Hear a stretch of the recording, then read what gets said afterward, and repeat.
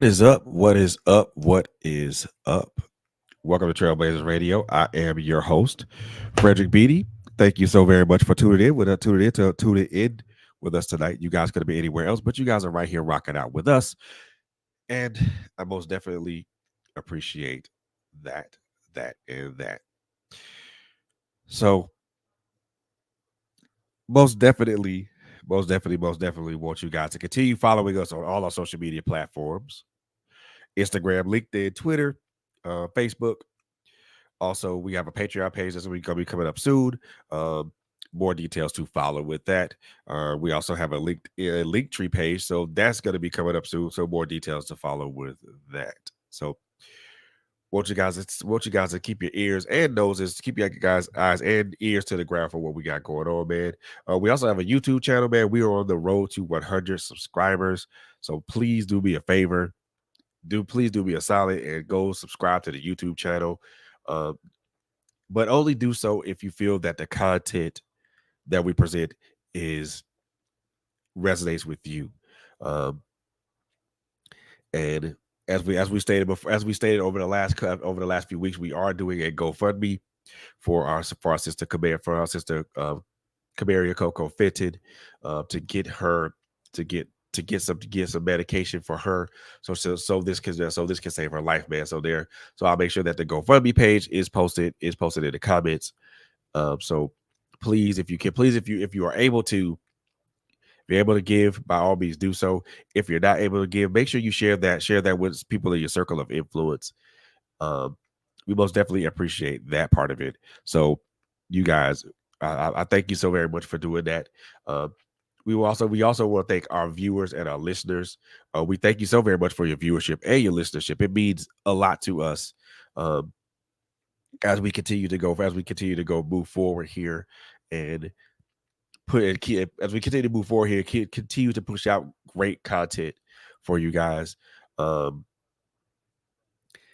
whether it's my life has destiny podcast with Quint Jones and Coco Fenton, whether it's critical conversations with my sister LHG, or girl chat weekly with LHG, or any of the shows that I do, which is this is one of them, the check in, and then also the Office Alley. Um, so we thank you guys for your listenership and your viewership. It's not lost on us of the value of that. So thank you guys very much. So with all that being said, man, again, last but most definitely not least, please continue to keep the families of Chris Reese, Joshua Butler, and Deshaun DeBose in your prayers, man, as these families continue to go through this, go through this time of losing a loved one, man. If you your thoughts and your prayers are most definitely welcome and needed. So please keep these families in your thoughts and in your prayers, guys. We here at Trailblazers Radio most definitely appreciate that. So with all that being said and all that out of the way now, welcome to the check-in, guys. This is a show to where we talk about all things mental. We talk about all things mental health, and we also talk about things that are not necessarily related to mental health. But this particular show is kind of sort of related to mental health, but not necessarily. So what do I mean by that part of it? Well, as you can see from the title, it's called recentering myself.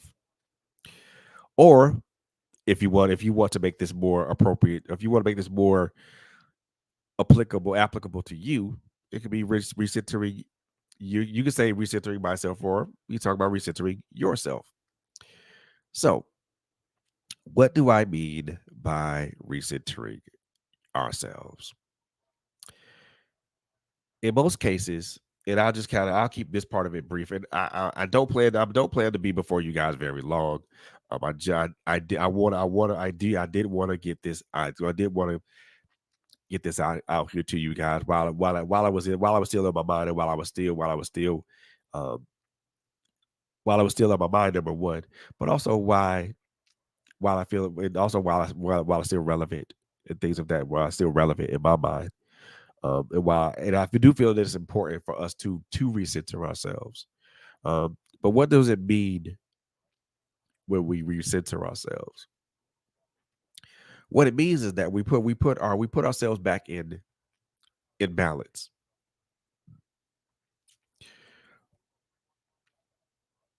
Every day that we live on this earth, there we are working to try we are working to try to keep ourselves centered or keep ourselves balanced. Whether that's a work life balance, whether that's a home life balance, we're balancing a spouse and children, or whether that's balancing work work, your life, and also we're also managing your business. All these things require all these things require a semblance of balance. And all these things require a semblance of being centered.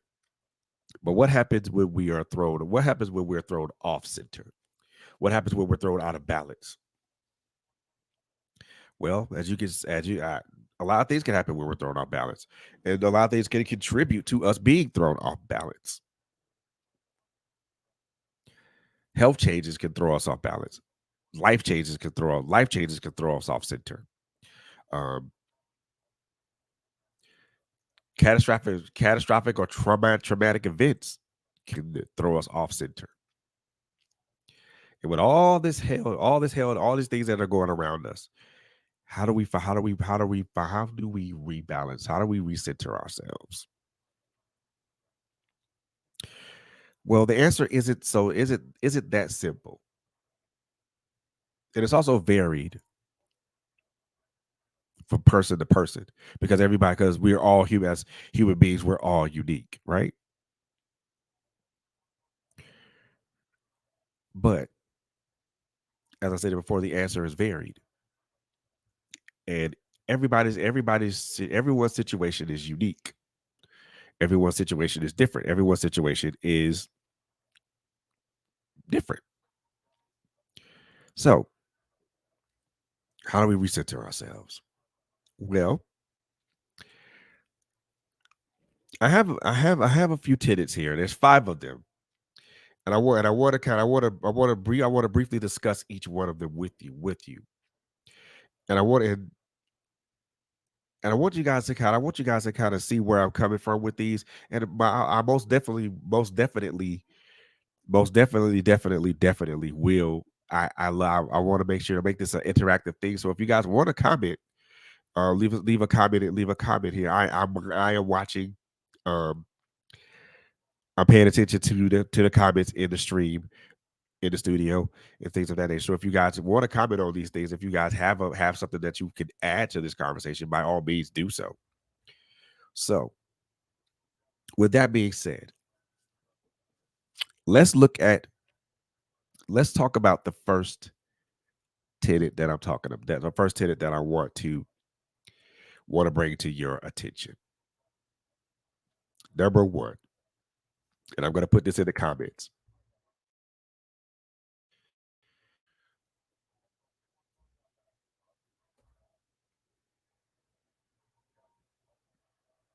Tenet number one. Why are you shifting? Better yet,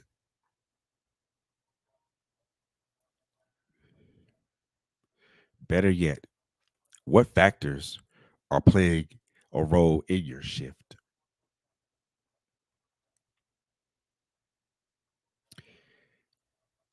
So before I even get to that part of it, let's let's define what shifting or what a shift is.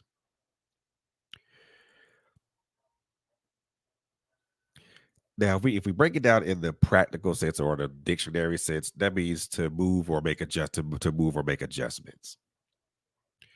But when we're talking about life, it means the same thing.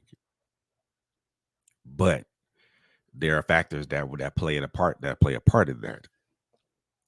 So why are we shifting? Maybe we're shifting because there's a life change. Maybe we're shifting because there maybe we're shifting through maybe we're shifting because there's a life change, maybe a change of job, maybe a change of employment. Um, maybe a change in maybe a change in some maybe a change in marital status, maybe a change in maybe a change in other statuses. Maybe you're pregnant and having a child. Maybe you're moving. Maybe you're trying to move forward from a from a divorce or any other type of situation. Those things do shift us.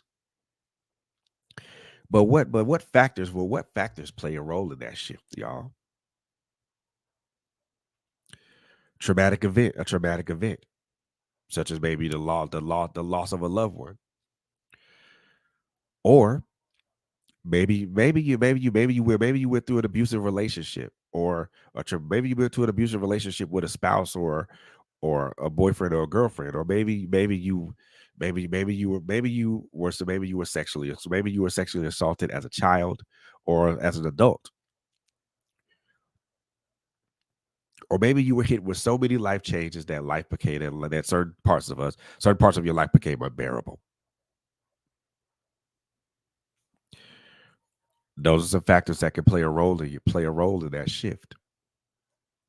And when those factors come into play, you have to ask yourself why, not why these factors, not why these things are happening to you, because we're human beings, and we there are certain things we have control over, and there are certain things we don't have control over. But you have to ask yourself, are these do these things that I'm going through play a role in my shift in my shift? To answer that question, to be very honestly, they do. They do play a role in your shift, because these factors change your mind, change your mindset, or they contribute to a change in mindset. They contribute to a change in attitude. They contribute to a change in behavior. They contribute to a change of an outlook on how you view your life. They these factors change the perspective.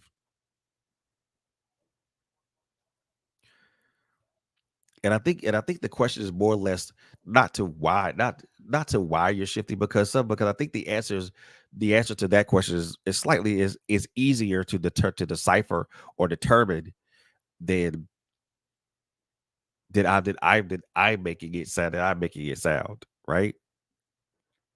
Because if we look intrinsically into ourselves, we can tell that certain things that have transpired that cause us to see things differently or move differently and other things of that nature, right? So understanding it is important to understand why we're shifting. Maybe we're shifting because maybe we're shifting because God wants to elevate us. God wants to elevate us. Maybe we're shifting because there's a a better opportunity out there for us. Maybe we're shifting because we're tired of being tired. Maybe we're shifting because certain aspects of a relationship has changed, right?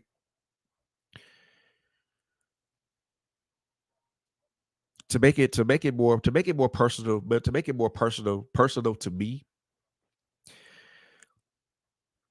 there's a lot of factors that are playing a role, an active role in my shift right now.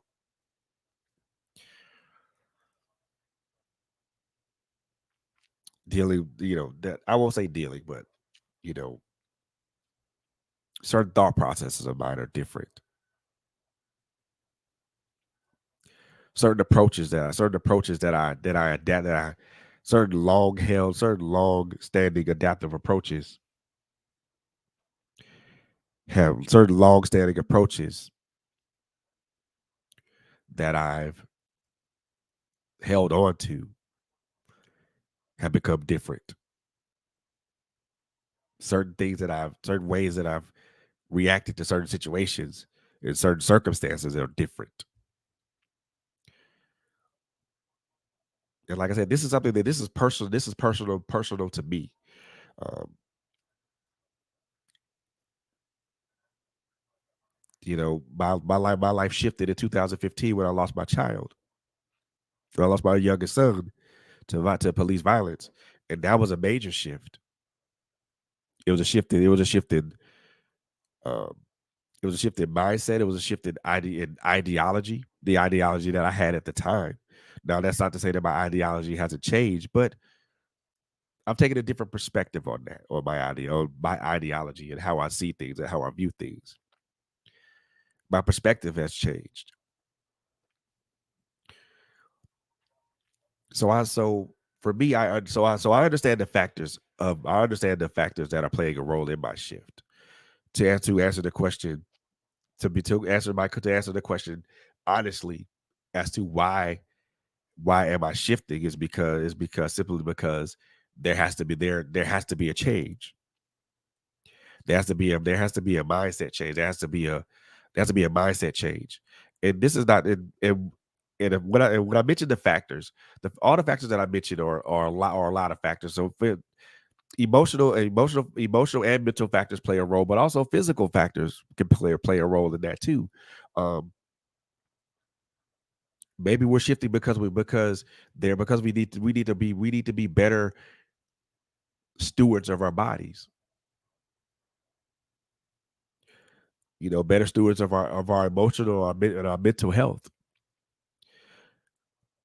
One of the factors that's playing a major role in my shifting in my shift right now is the simple fact of wanting to be a much healthier person.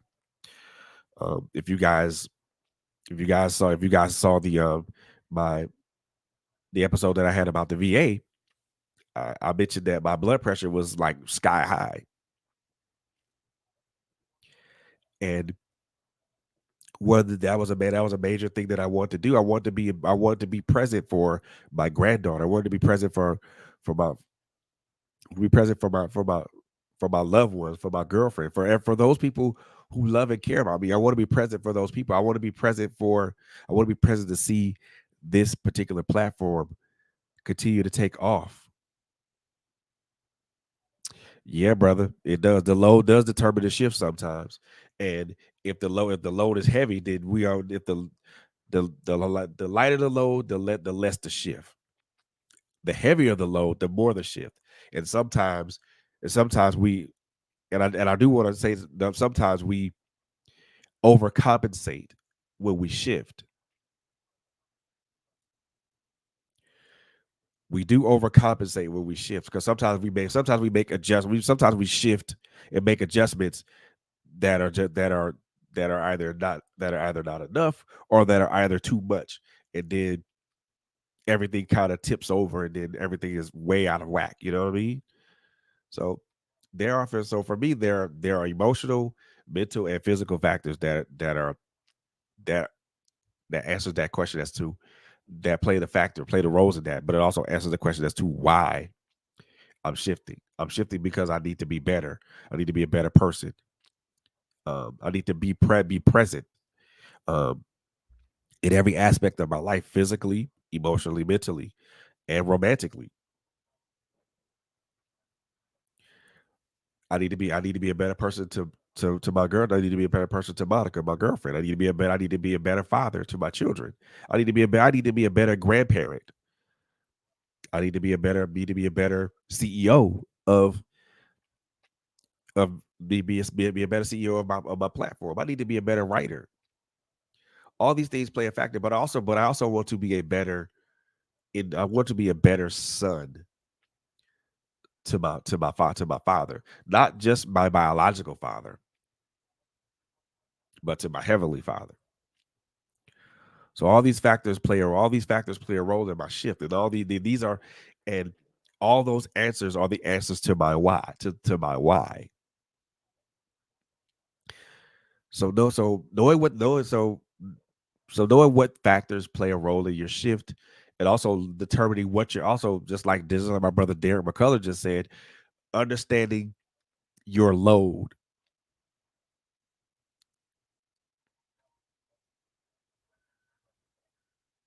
Yep. Yes, sir. Yes, sir. With what you know, see what with what you know, need and see are also factors. Yes, yes, they are, sir. Yes, they are. Good point. Good point. Because and the reason that and these are things that I didn't personally that I didn't see. But see, my brother comes in right on time. It just puts it out there for you. Puts it out there for you.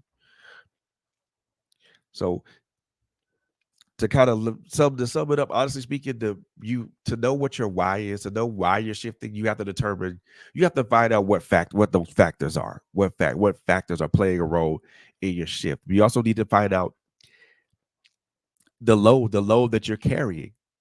The the load that you're carrying, is it light? Is it intermediate? Is it heavy? Knowing what this is, knowing what that is, also knowing when when what you know need and see also play factors. And how the way he said it, I could have not said it any better. With what you know, the things that you've been taught, the things that you've learned through experiences, what you need. We all know that our needs are more our we all have wants and we all have needs. Our needs are way more important than our wants. So it always what we need also plays a role in our shift. Also, what we see, what we see, the things that we see, the things that we see based upon our personal experiences, the things that we see based upon the things that we look at based upon how we see them. Now, follow me on this. There's a difference between looking and seeing. Both of them. One of them is a physical act. The other one is a intern is a more internal act. When I look at people, I'm looking at someone with my physical eyes. But when I see that person, I see that person um, through spiritual eyes, through a more. And that to me, that is a much more intimate intimate connection with intimate um, vision of someone. But also how you see yourself in the world, how you see yourself on this plane of existence, how you see yourself as you interact and you you interface with people. Our interpersonal relationships also in play a factor in why we're shifting. So understanding why you're shifting it, but understand you because when you ask yourself why you're shifting, you have to pull those factors into it. The emotional factors, the mental factors, the physical factors. All these play a role in as to why. And when you pull all those together, they come and there should be an answer that forms when you ask yourself that question. Like I said, for me, and you have to make that answer personal to you. Like I said, I'm shifting because I want to be present in my granddaughter and my granddaughter's life. My granddaughter's life. I want to be present. I want to be present for I want to be present for my girlfriend and be a better I want to be a better man, not only to her but for me. Not only to me but for her. I want to be a better CEO for this platform. I want to be a better writer. Those are my whys. And it answers the larger why. So that's the first one, y'all. I hope that I didn't make it too confusing and things of that nature. Just in a nutshell, in a nutshell, the factors that I mentioned: emotional, physical, um, mental, also spiritual factors go into why you shift, why you shift. And sometimes you should, sometimes you, and just to kind of put this out there, sometimes you can be shifted. Sometimes you can be shifted without well, you can sometimes you can be shifted and not know you're being shifted. Now, eh, when you're being shifted and not knowing being shifted, sometimes that's just the move of God, you know. But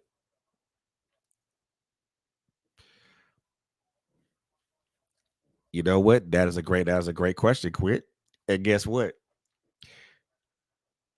That answer would be varied if you ask somebody that question. I know if since you asked that question, I know since you asked that question, I will most definitely say to me, for me personally, it wasn't recognizable. It wasn't recognizable initially, but as I started experiencing things and started seeing things, then I recognized that okay, I saw things happen to me. I saw things. Saw things go on with me. Saw things happen to me uh, with my physical health and with my emotional and my mental health. Then I realized I had to. I realized that I had to shift. I had to shift my mindset. I had to shift my way of thinking. I had to shift how I handle myself physically. And yes, your shift. What the other question that you want to ask yourself is your shift negative or positive? If you see your shifting going in a negative direction, then you need to course correct.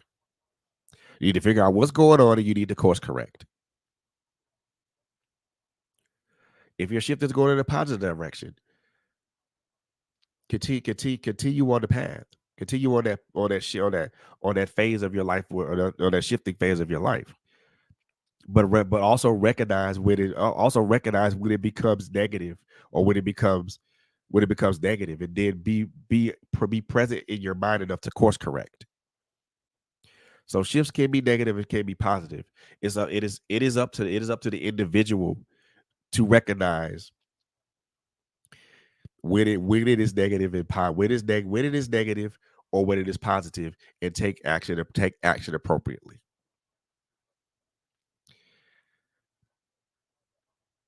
The second one I want to hit you guys with, and this is one that I think that a lot of people are probably gonna have a lot of questions about, but I don't think there's good may have some questions about, but at the same time, I want to throw that out there anyway.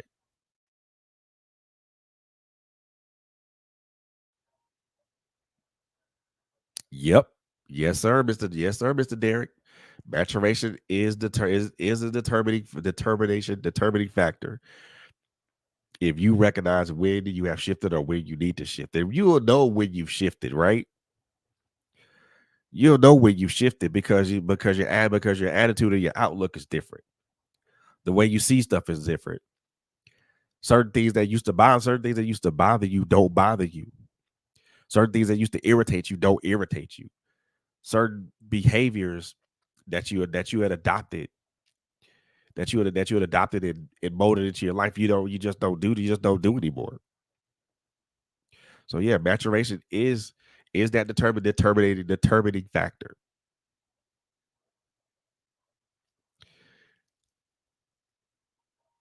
Yeah, quit. True. Some do not look in the mirror. But it's important that you do look in the mirror to recognize the change, recognize whatever changes have happened. Because regardless of anything, we we as human beings change.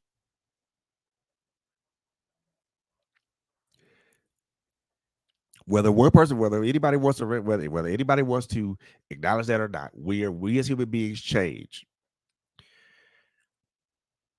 Our mindsets change, our thought processes change, our perspectives change, our our appearances change.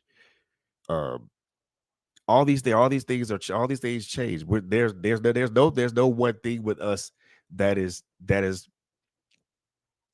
committed to permanence, because we all change, and we all change at one point or at one point or another in our life. We're always changing and maturing and growing. Um, so it is important to look into the mirror to see this, to see the changes. And I'm not saying physical changes. We What I'm talking with, because physical changes are good too, but when I talk about the changes I'm talking about are always inward. If you want to know if you want to know if you're a changed person or a changed man or a changed woman, you only need to look inward. Because like I said, certain things don't bother you no more. Certain things don't irritate you. Certain thought processes and ways of thinking you don't engage in anymore. So it does quit. It does. It does start with your mindset. The one thing that I will say, um, this is a saying that I heard from um a pastor that I went that I whose church I went to in Florida. It's a very simple thing. No mind change, no life change. Basically, it states it is very simple. If you don't change your mind, you cannot change your life.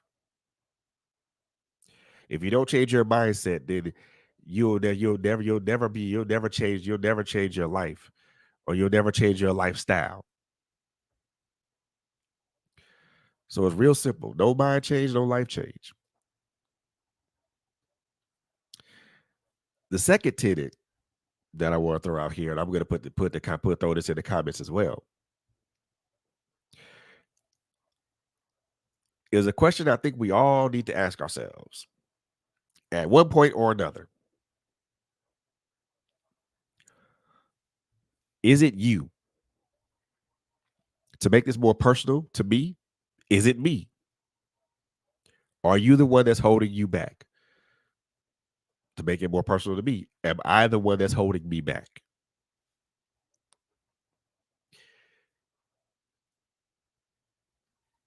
Ask yourself that question. Are you holding yourself back? Are you keeping yourself from elevation? Are you keeping yourself from promotion? Are you keeping yourself from um, success? Are you keeping yourself from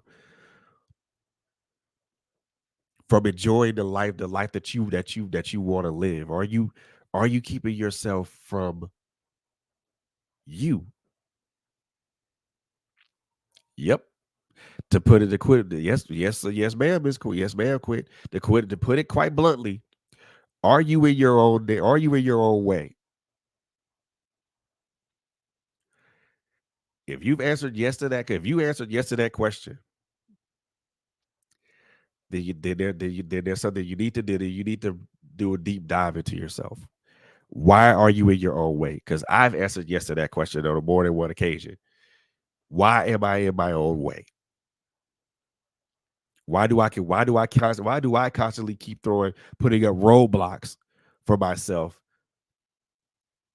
that prevent me from moving on to the next level, or that prevent me from moving on to the next thing?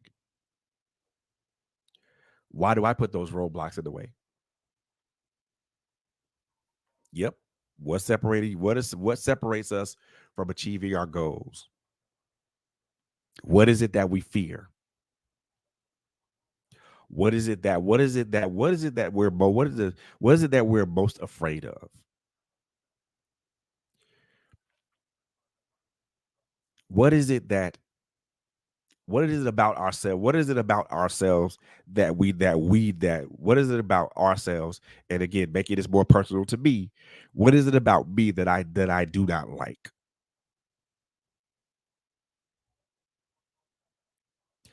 These are questions that you have to ask yourself. If you answered yes to you being in your own way, if you answered answered the question of what is separating you from what is keeping you from achieving your goals, if you answered yourself what is it that you fear, there's a deep dive to that. And I think Quit said something really said all three of these things Quit said is really good. And I most definitely want to attack each one of these things that she mentioned because it ties into is it you? It also ties into recentering, how we should recenter, how important it is to recognize this when we are recentering ourselves. Why are you stagnant? So the first question, are you in your own way? If you answer yes to that question, you need to find out what it is, what roadblocks are you putting up for yourself that continuously puts you in your own way. What roadblocks are prohibit or what roadblocks? What roadblocks are you throwing up to yourself?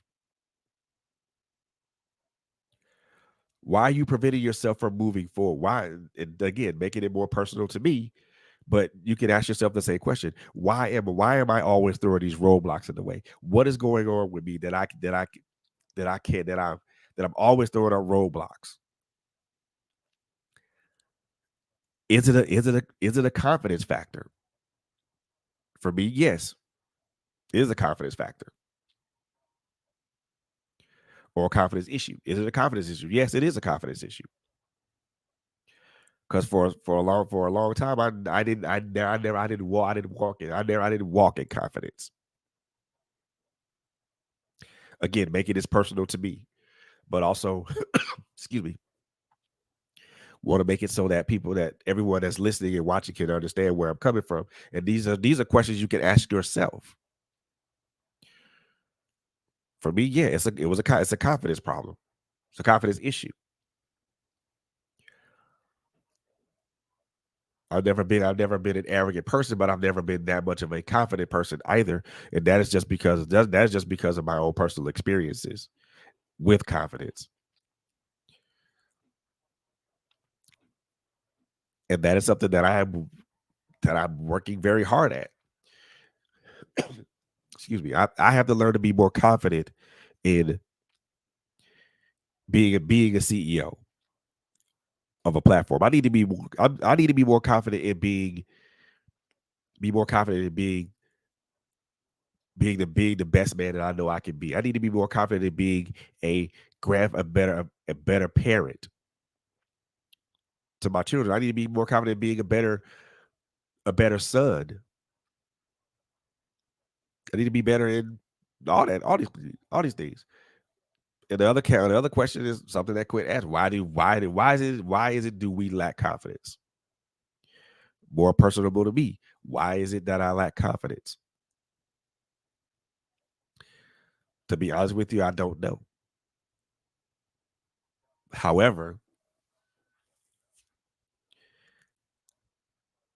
I think it does stem from when I did something to the best of my ability, or did something I felt was good, and it was always shot down, and it was always shot down at when I was shot down, or something to that nature, and it got to a point to where I did not want to ever present that again, or was I didn't feel good about it, or felt confident in doing it again.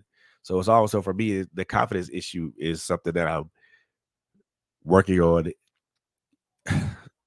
tirelessly. And when I mean tirelessly, I mean tirelessly. What is separating you from achieving your goals? A lack of confidence can separate you from your goals. That's one thing that can separate you from your goals. A complete lack of confidence can separate you from your goals.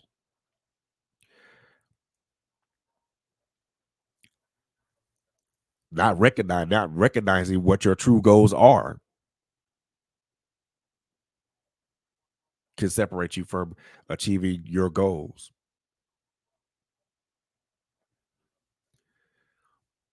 Not really understanding your purpose can separate you from your goals.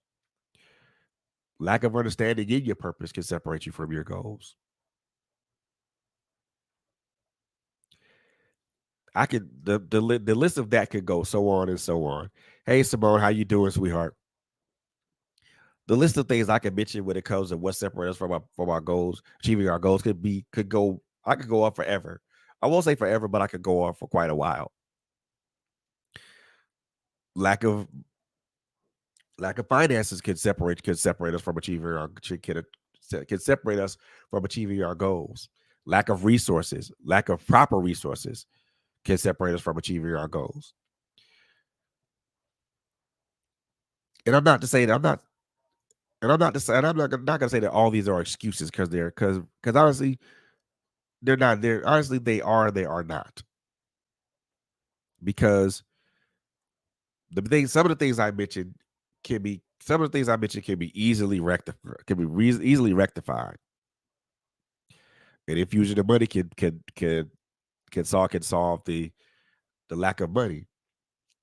Working on your confidence can help you get big. Can working on your confidence can help you achieve the goals that you want, that you need, that you're looking to achieve.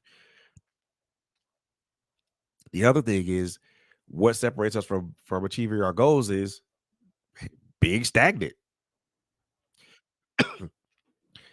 being very very stagnant can do that as well. And that is something that stagnation can stagnation is a, to me stagnation is the destroyer of dreams. Stagnation is a destroyer of hopes and everything of that nature. When you are stagnant, you are just in one place and you're not going anywhere. Lack of forward movement can keep you from achieving your hopes and can keep you from achieving your goals. If you're not moving forward, you're not making progress. Stagnation is literally a lack of progress or a lack of forward movement. Sometimes when we get stagnant, it's because that we've tried everything that we want, that we've felt that we needed to try, and it still doesn't work.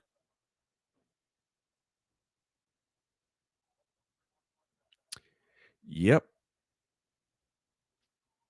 Yes, sir.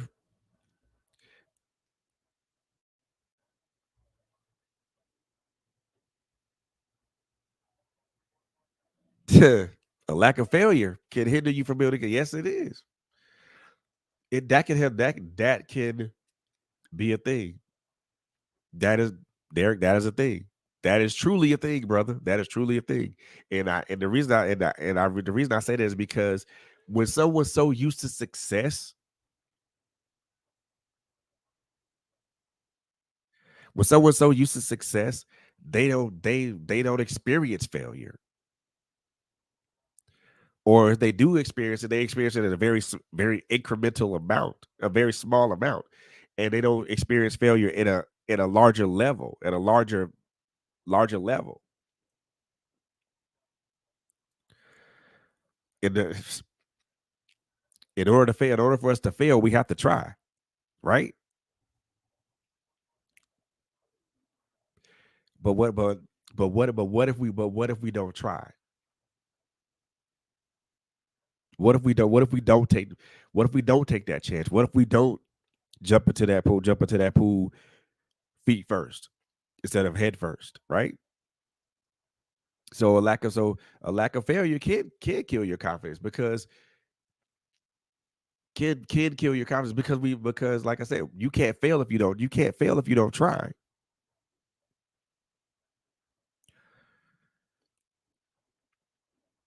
You can't succeed, you can't fail, you can't succeed if you don't fail.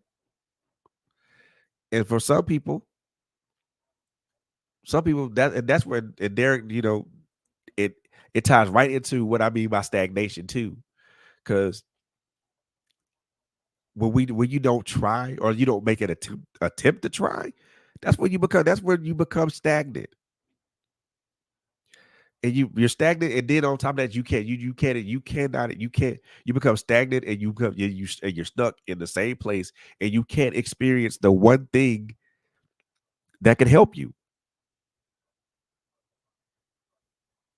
And believe it or not, people, failure is an excellent teacher. To failure is a excellent teacher. It imparts life lessons to you. It tells you, all right, Fred, we tried that and that didn't succeed. So what's next? Are you going to try again, or are you going to approach it differently? So failure is an excellent teacher. Failure to me is the greatest teacher, because it teaches us. It teaches me.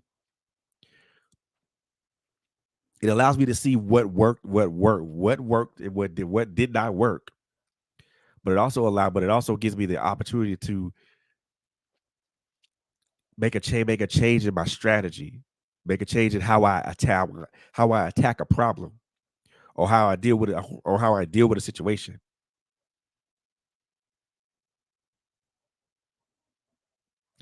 Yes, yes, and yes, yes, and yes. Is that failure allows us to remember, and when we remember, just like you said there, we can be confident in moving forward, because now when we attack that problem, we know exactly what not to do. We know exactly how not to attack that problem. We know exactly how not to approach it, because it's a different thing. Because now it's a different thing. We failed. We tried it that way. Okay, that don't work. All right, let's try now. Let's now that we've had a chance to mull it over, look at it from every possible angle that we can look at it from. All right, let's eliminate what didn't work, and let's try something different. And if it fails again, and if it fails again, we're not as dejected as we were initially, because now we have confidence to know, okay, that didn't work either. Let's try it again. And as we keep trying it, as we keep failing, as we learn things from each failure. It is something. It's always a different thing from each failure that we experience. But like I said, failure is not a bad thing. It's actually the best. It's actually a very great tool to help us learn, to help us understand. Okay, okay, Fred, that didn't work. That didn't work this time. Try it this way. Try it this way this time.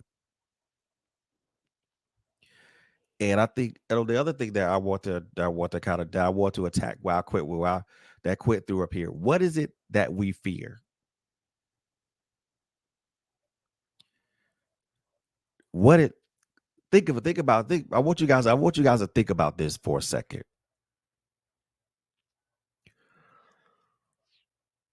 What is it that you are afraid of?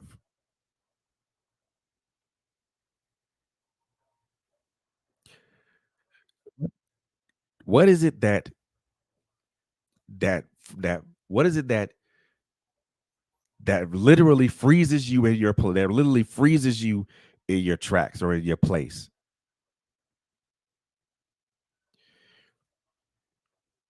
What is it that you most that what is it that you most what is it that you innately fear?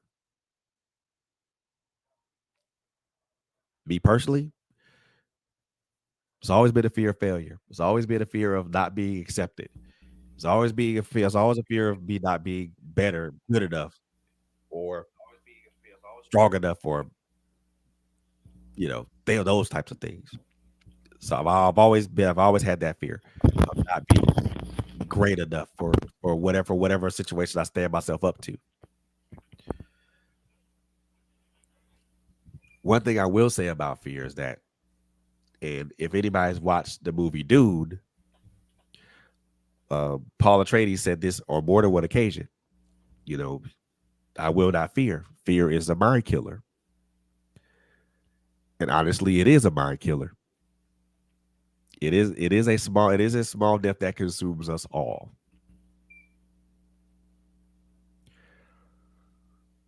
But how do we mitigate that? How do we mitigate that fear? First of all, by acknowledging it, acknowledging that it is present, that it is there, but never answering to it.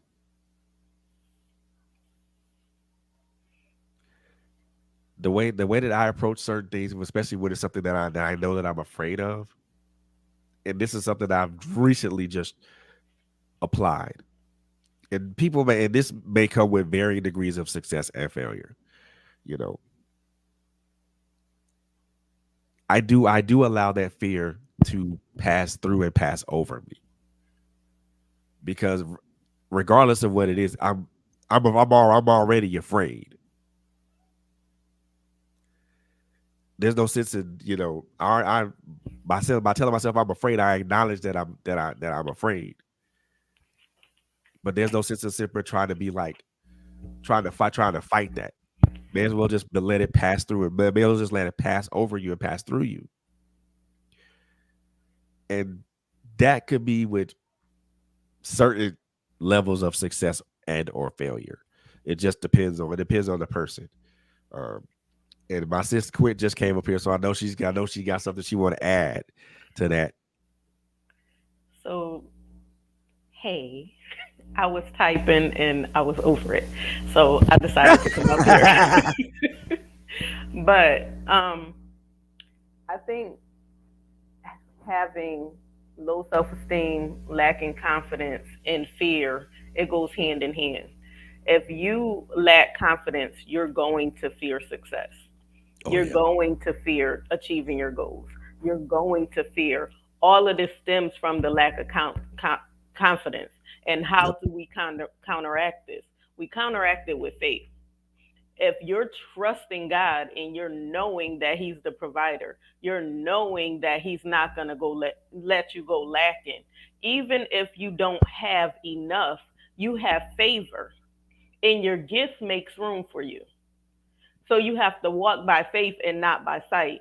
You cannot worry about your circumstances. You cannot worry about what you don't have because he said he's not going to let you go lacking for any good thing. Fear is false evidence appearing real. It's all in Yep. your mind. So you hinder yourself, you paralyze yourself because of this thing that's not real. Why do Yeah. you lack confidence? You have to get to the root of the issue. Yeah. It's For sure. not it okay, people tell you you're never going to be anything. Yep. You don't have to respond to that. You don't have to answer to that. All of that is labels. You validate yourself. How do you validate yourself? Through the word, through affirmations, through letting you know, look, I'm going to achieve everything that God said I'm going to achieve. Why? You speak it into existence That's it. because He's my provider, because I am His masterpiece, because I am fearfully, wonderfully made, because That's it. He has everything. And I'm a child of the King. So I'm an heir of God. So I'm supposed to have everything that I put my hands to, everything that I put my hands to is supposed to prosper. Failure, you fail by not doing. I don't like the word try. I tell you all the time. Try is a cop out because a lot of people say I'm trying and they're procrastinating. I'm sitting here waiting on the Lord. But in your wait, you're supposed to move and make preparation. But you sitting there and you laying in your bed and you expecting something to fall through the ceiling for you to achieve your goal. What are you preparing for? Something as simple as a car. You want a Range Rover, but you don't got a driveway to put it in. You want a house, but you're not preparing your credit. That's it. Women want a husband, but they're not a wife. You're a wife before you get married. You have to make preparation for the things that you want. You won't keep your house clean, your apartment clean, but you want God to bless you with a house and you only got a 1 bedroom apartment. Wait, you have to be a good steward. Yeah, you do.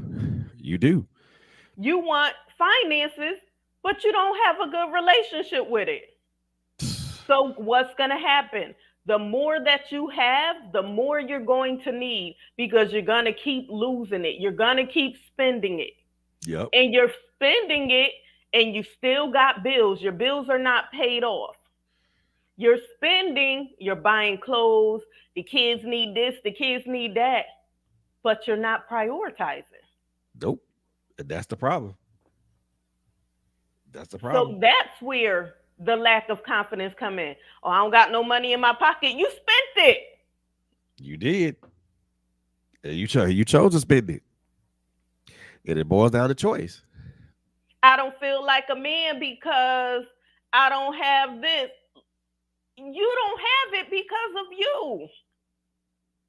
And then a lot of times we hold on to stuff. So we hold in grudges and we didn't forgive ourselves for doing ourselves wrong. Ooh we. So that's a whole nother issue that we have. We carrying all this stuff. We walking in hurt. We walking in pain. We repressing things. And you cannot prosper and you're holding grudges against people. God said to love your enemies, pray for your enemies. Yep. He Sure gonna did. take care of them. So why you worried about what they did in the past? You can't change it. Why you worried about if you get an apology or I have questions?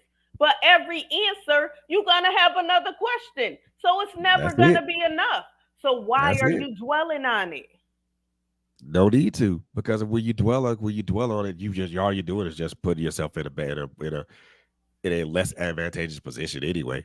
Exactly. Why Exactly. why worry about stuff you have no control over? Exactly. Control what you can control.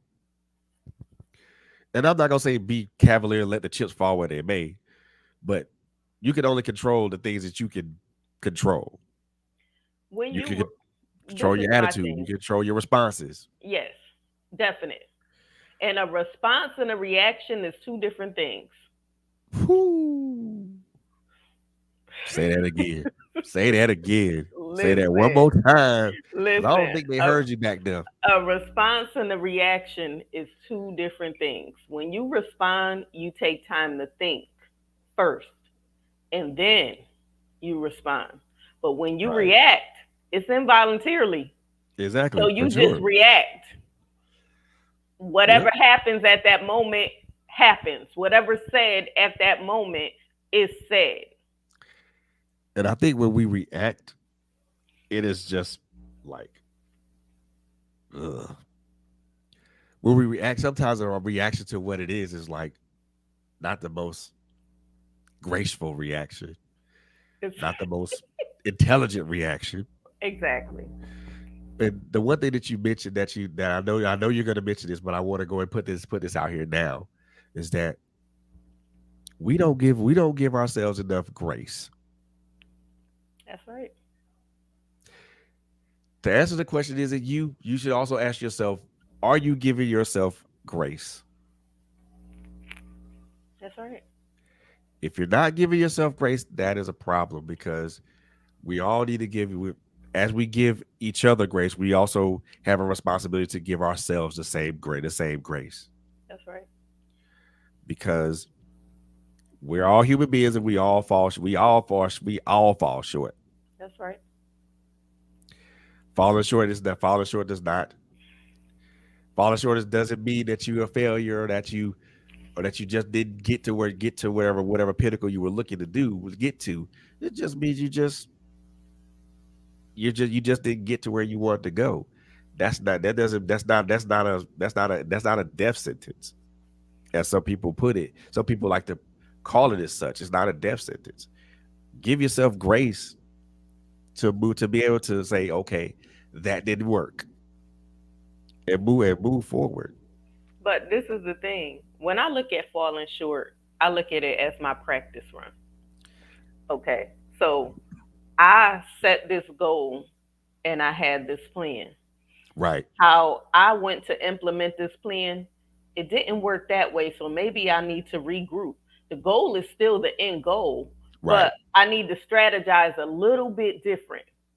And I need to go about it a different way and find out, okay, well, I did it this way and this part over here didn't work. So I right. need to change this part and do it this way, and I'm going to get to my destination. Oh yeah, Or for sure. what distracted me during that time?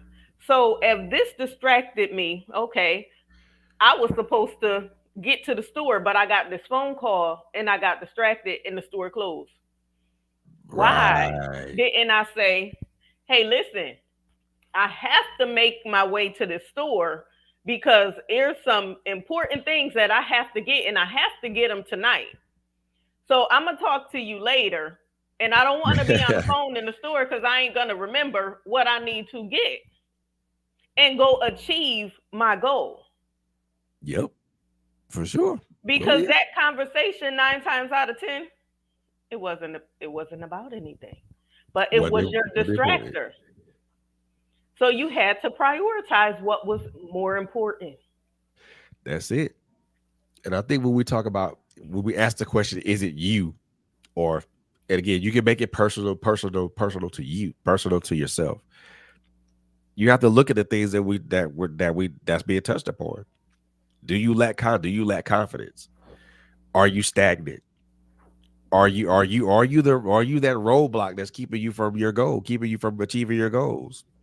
Do you lack time management? Yep. What is it? What the hell are you afraid of? Why are you afraid? And those two questions go hand in hand anyway, because the answers are going to be the same. Because people can say they're afraid of something, but don't know why they're afraid. Right. But once we recognize that we are responsible for us, my mother used to always say, listen, a child could get away with saying, I don't know. But as an adult, Nope. you cannot get away with that. You You sure have can. to say, okay, I'm going to figure this thing out. I'm going to get the answer and get right back to you. You may not have it at that moment, but you need to figure that thing out. You And do. that's what you need to do with your life. You do. Why? What is the root of my fear? What happened that triggered me? Am I going to go to hell because I'm holding a grudge and this person is already gone off this earth? Am I going to go to hell because of this trauma that happened and I just can't let it go because I don't want to walk in forgiveness? Forgiveness is not for the other person, It is it's not. for me, it's for you. That's it. You give the thing power over your life when you hold on to it. You It do. paralyzes you, it keeps you in a place that you cannot move from. Why? Is that how your life is going to be? So now you're taking out this resentment, this frustration, this attitude, this bad demeanor on your loved ones. And they're like, wait a minute, what's going on? I didn't do anything. What you mad at? Yep. Why your attitude changed? Why can't we ever enjoy ourselves when we go somewhere without it being some type of drama? Why? Because you're triggered from your past and you're comparing it to your present and your future. That's it. So whoever that you're with now is paying the price and they wasn't even there. Nope. Exactly. They weren't present for none of that. And you're not responsible for their healing unless you did it. So, Unless you did it. unless you did it, you cannot, you're not God. You can help to push them into their healing, but you cannot heal a person. You can change the way you handle them and be more sensitive and caring to their need, but you cannot heal a person. That's it. And two broken people do not make a whole. I promise you. Broken plus broken equals broken. More broken. It does not make a whole. Nah, And you're going to continue to hinder each other. that's it. So you need to determine, I don't even know why we got on relationship, but you need to Ah, determine if you should even be in that. And you need to have a courage to walk away because you being in that could be what's holding you back from getting to where you need to be. but it plays into the question: is it you, Is it you? or did you engage in something that you shouldn't have engaged in? Exactly. Are you scared of being alone? Are you scared of getting to know yourself? Do you know Hell, what you actually like and what you'll tolerate? hell, do you like yourself? Do you love yourself? And you know what's funny? I use this when I coach people when I'm dealing with them to figure out if they know themselves. I'll say, go to a restaurant by yourself and just buy yourself dinner. And then when you come back to me, let me know if you was comfortable sitting in that restaurant by yourself. Cuz sitting in a restaurant by yourself and feeling comfortable is hard to do. But do I do it? Often. I did it today. I had some an appointment and I was an hour early. I seen a pizza place. I went in. I ordered some pizza. They say you dining in? Absolutely. You can bring it to my table right there. Wow. And I sat down and I enjoyed my pizza. And when I was done, I went across the street to my interview. And I was good. No problem. Wow. Like every other week. Whatever restaurant I want to go sit in, I'm going to go sit in and I'm going to enjoy me. There you go. That's it. So, And like we're talking about this question: is it you? is it you? Ask yourself: is it you? Don't simply be like, nah, it ain't me. But because honestly speaking, to be honest with you, it is you. Because I can say that now. I can say that with confidence. It's in all instances to where there's there's been a lack of confidence. There's been a fear of failure. All those things. It's That's me. But when do you get out your own way? If you recognize that it's you, when do you move forward and say it's no longer going to be me? That's where wholesale adjustments have to be made. That's where you have to be. That's when you know you let that's that deep dive. That's that deep dive into yourself and say and looking at yourself and saying, hey, this ain't what it's supposed to be. We're better. You're better. We're better than that. Hmm. You're better. I'm better than that. Right. I'm better than the continued failures. I'm better than what they're better. I'm better than the things that I'm afraid that paralyze me with fear. Hmm. And you have to. And it comes to that point to being able to acknowledge that part of it. Because I think when we do acknowledge that part of it, those parts of it, should I say, that's when we start to remove ourselves. That's when we start to say, "Hey, well, I'm not in my own way no more. It's cool." So, and certain things that we deal with don't hurt as much, or better yet, failing doesn't feel like a death sentence. Right. Let me tell you how I got to the point of where I am today. I recognize that my pain had a purpose, but my anointing is greater than my pain. If I didn't go through the things that I went through, I wouldn't be the woman that I am today. I wouldn't have the things that I have today.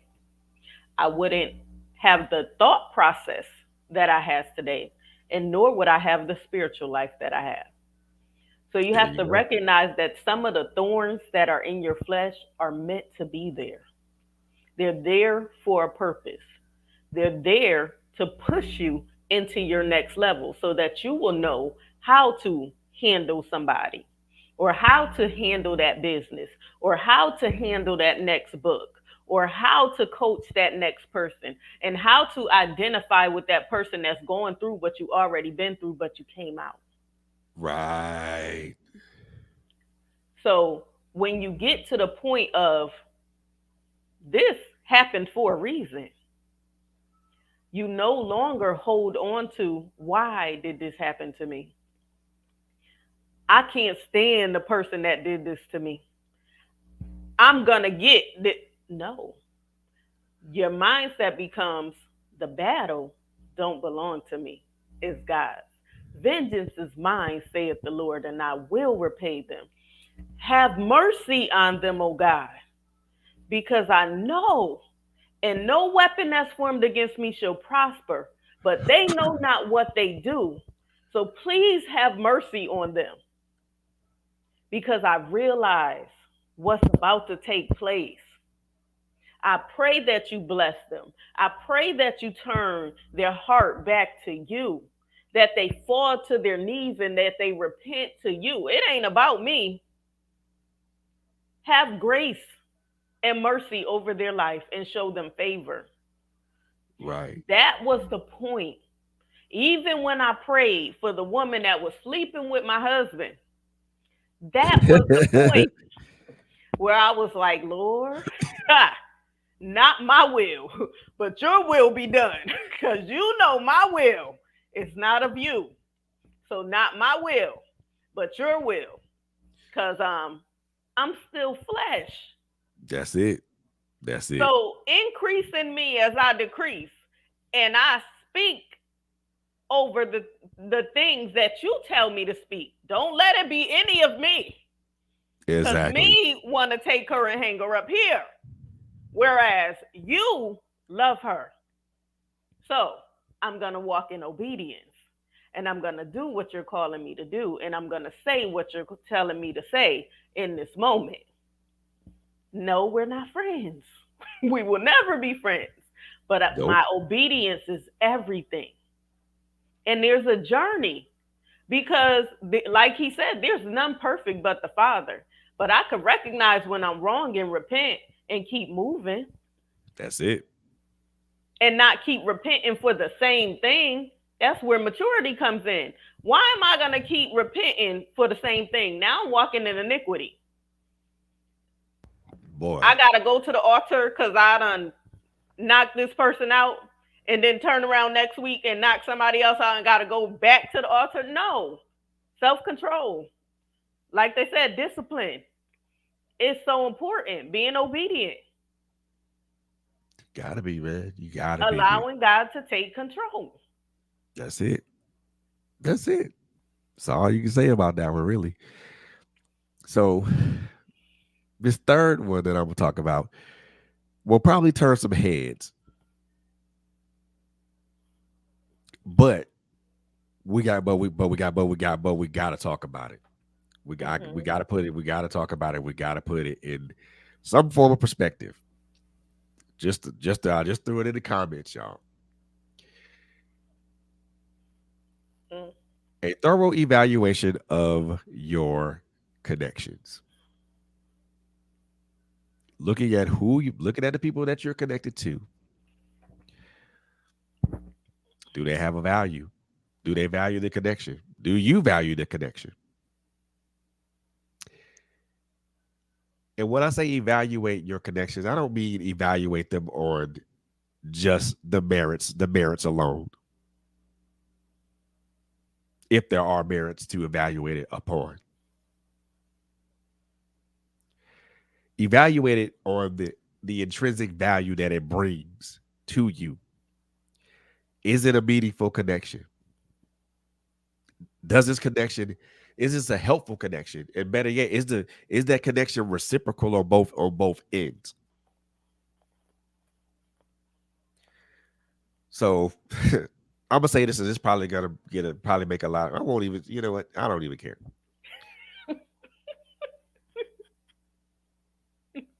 I personally have connections with a lot of people, and I'm not saying that to brag or anything like that. I'm saying that because I think that's something I think that's one thing we all could all say we have connections to a lot of people. The question that you need to ask yourself when it comes to these people that you're connected to, are they truly connected to you? Do these people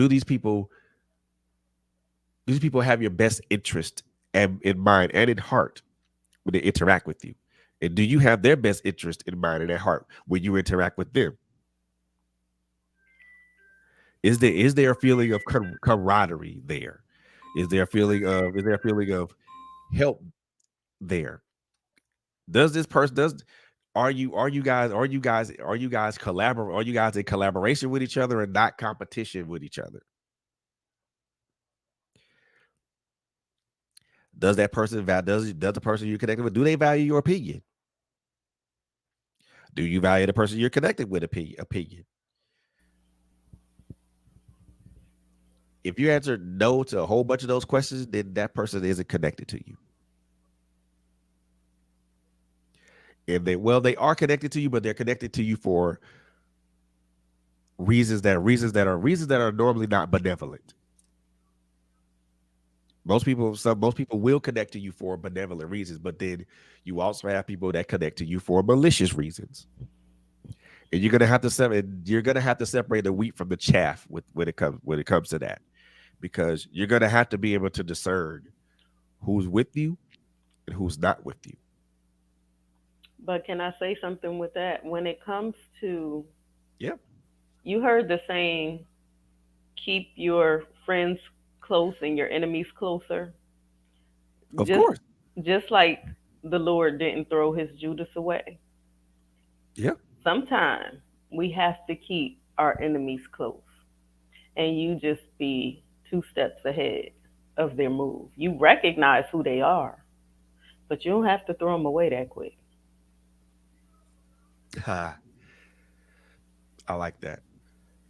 I like that because it does take me back to something that DMX said. You know, trust people to be who they are to you. Hmm. Trust a snake to bite. Trust a Exactly. dog to bark. Hmm. That's right. And then people say, well, you got trust issues. No, I trust that you're going to be exactly who you're going to be. If you're going to be a gossiper, you're going to be a gossiper. If you're going to be a thief, you're going to be a thief. If you're going to be a liar, you're going to be a liar. If you're going to talk about me, you're going to talk about me. I know exactly who you are. And I'm Yeah, okay with that. yep. And Until the Lord tell me to move you, I'm going to keep you right in your respective place. yep. And I think some of us kind of are quick to kind of toss people out without truly evaluating them and just saying, well, they are who they are. Yeah. And then people will ask you, well, why haven't you got rid of them? Why? I ain't been told to.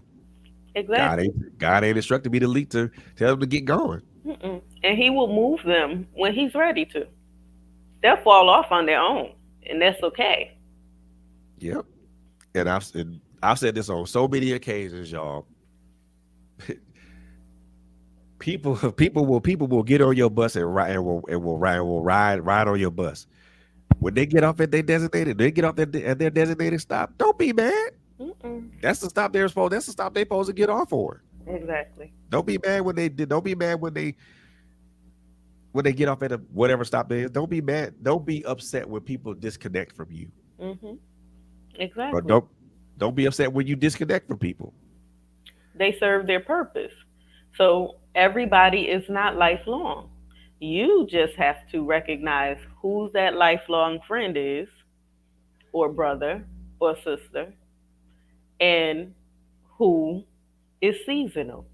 That's it. And if they're seasonal, what's their purpose for that season? Seasonal people cannot fill a lifetime role. Exactly.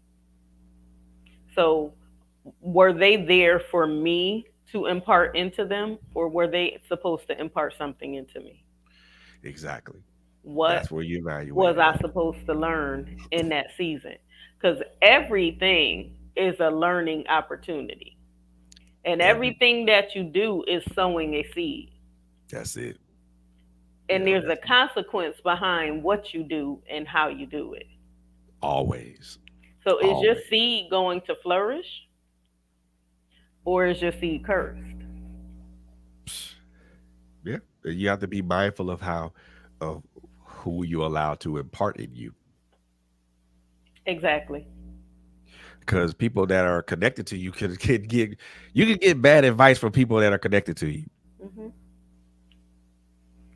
That's right. But the Lord also said the wealth of the wicked is laid up for the just. And That's wealth it. is not just finances. It Wealth could is be the also knowledge. It could be some experience. It that's it. it could be so many things. What is the wealth that you need in that moment? And how did they play that part? That's it. How did it benefit you? Yeah. And I think when we talk about people that are connected, I think we're so want to, you know, be mad at people when they disconnect from us. Be upset when they disconnect from us because we thought that this was a connection. We thought that there was a connection that was supposed that was a real connection and things of that nature. Hmm. And that is a natural reaction to a disconnection, but a true God ordained divine connection is one that is true. For again, that is first of all ordained by God. Number one, Hmm. let's put that out there right now. A true divine connection is one that's ordained by God. Number two, it stands up to the test of time and adversity. That's right. Last but not least, a true divine connection is one that doesn't have an expiration date. That's right. If someone's truly connected to you, those three requirements are already met off top. Hmm. If one of those three ain't if one of those three are met, then that's a problem. If two of the three are met, that's still a problem. All three of those have to be satisfied for And that to for recognize you don't have to speak to your divine connections on a daily basis, no. because regardless, you know they're still praying for you. You know They they're still understand. supporting you. You know when you pick up the phone, they're right there. They understand. Exactly. Exactly. And the one thing that I won't say obsess over, or I may not. That's subject to interpretation at the moment. You know, people that are truly connected to you support you regardless. Hmm. It is not, and people think that support is a monetary transaction. It is not. Mm-mm. You don't got you if you support me. If you don't have money to support me, then there's this thing called digital currency, Hmm. a like, a share, um, a repost. That's that's just as valuable as giving somebody money. Hmm. The one thing that I can say about um, Simone, she is president and accounted for, regardless of who's up here. Hmm. That's right. And she truly supports. She's not. It ain't just Quentin Coco that she supports. She also supports LHG. She also supports me. So Hmm. she supports irrespective of who's here, who's present. Hmm. A true connection is does that. That's right. They gonna support you irrespective of the mistakes you make or the flaws that you have. They don't care about that. They just want to see you prosper. They just want to That's see you it. succeed. That's it. Right there. And it's supposed to be reciprocal. And I think a lot of these connections. I think a lot of again what I guess that I'm analyzing my own connections to people. I think a lot of these connections that I have are one way streets. And well, there's going I there you have I'm gonna have to start I'm gonna start cutting the fat away. Because if it's not a beneficial connection, then I don't need it, nor do I want it. And this is probably gonna offend a few people, but that's fine. If I genuinely support you, I genuinely support you. I don't have to put I don't have to I don't have to put money in your hand to support you. I know digital currency has value too. So for me and for anybody that's listening to me, you have to evaluate your connections to people. And again, you don't evaluate them just on the merits alone. You evaluate them based upon how they're connected to you, why they're connected to you. Is there a benefit for them to be connected to you? And you have to look at it from the opposite end of that too. Because again, connections are always a two-way thing. Someone can be connected to you because of what they heard you say, or was something that you did, or better yet, something some people can be connected to you and you not even know that they're connected to you. Maybe they just were exposed to you in for a short period of time, for maybe a few minutes, and that's a person that's connected to you. You have to be wary of but you also have to be not wary, but aware of the people that are connected to you, because people that are people, and I'm saying this in general. I'm not saying this to any one person, but people can and will be leeches. People can and will be leeches. There are people out here that will suck your energy, and will leave you a dried up husk. You have to be aware of people who are leeches. You have to be present. You have to be aware of people who are energy leeches. People that are gonna suck your energy, suck every last bit of energy from you. People that want to take that put unreal demands upon your time. Be aware of those type of people, because those people mean you all kinds of harm and nothing good. Be aware, be present, be aware. And like I said, people that are truly connected to you are always going to be present. You don't have to ask them if they're going to be there. You don't have to ask them if they're going to be there. They're there. You don't gotta ask them if they gonna show up for you. They gonna show up. And 90% and 99% out of 100, they gonna show out.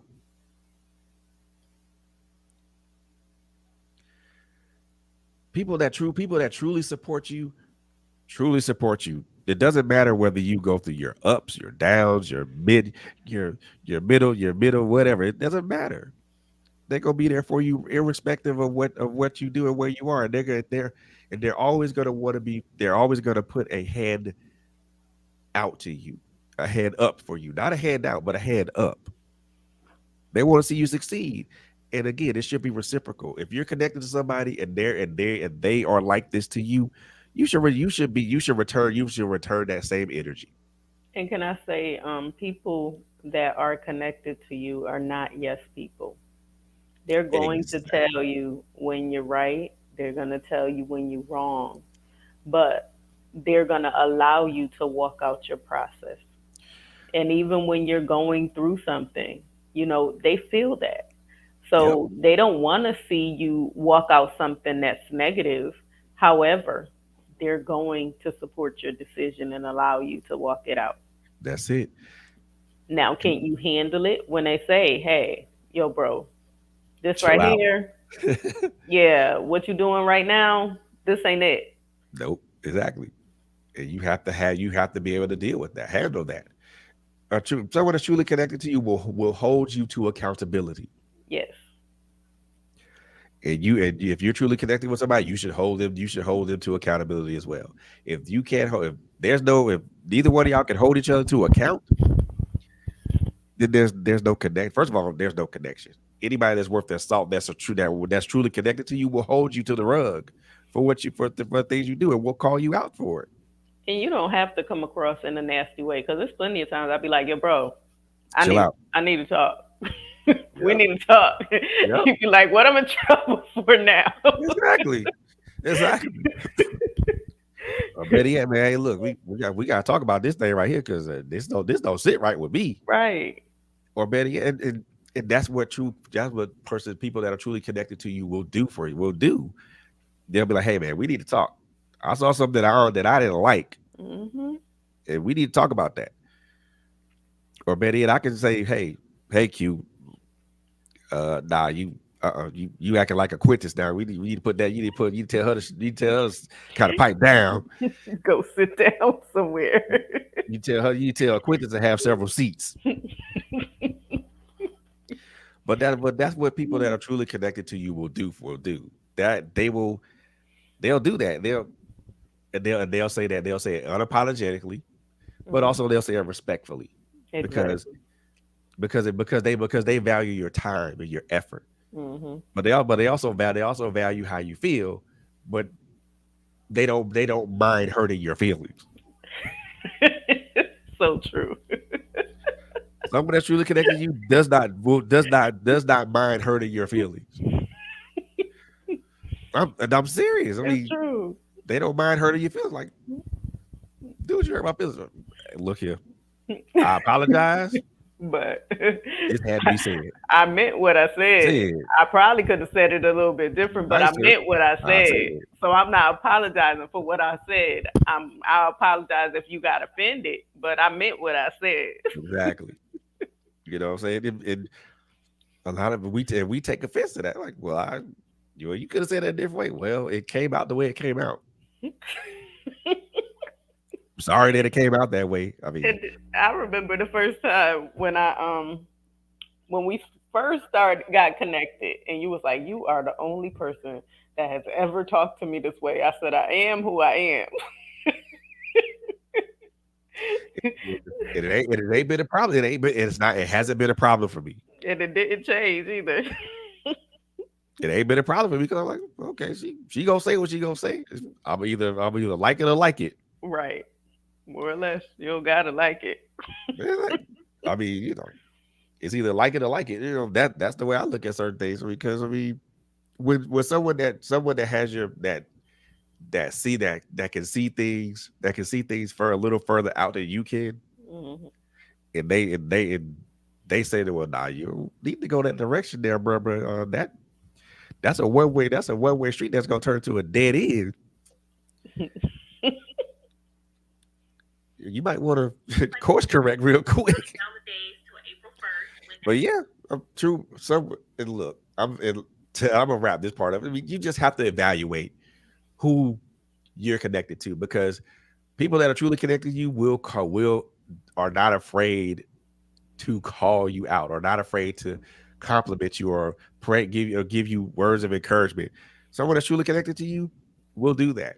Someone that's Exactly. not truly connected to you is probably looking to either to do something malicious to you, or they're looking for a handout.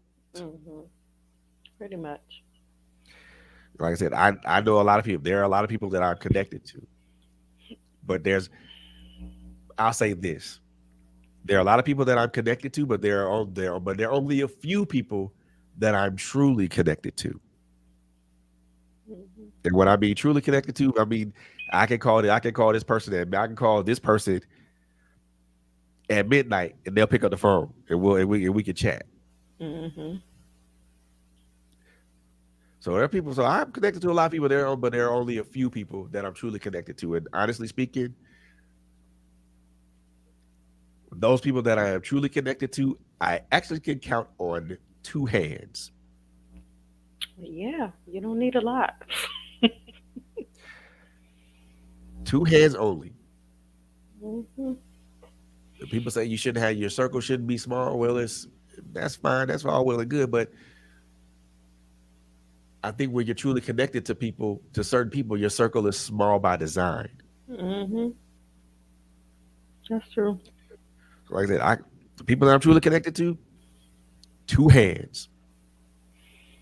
Mhm. Everybody else, I'm connected to y'all. I'm connected to them.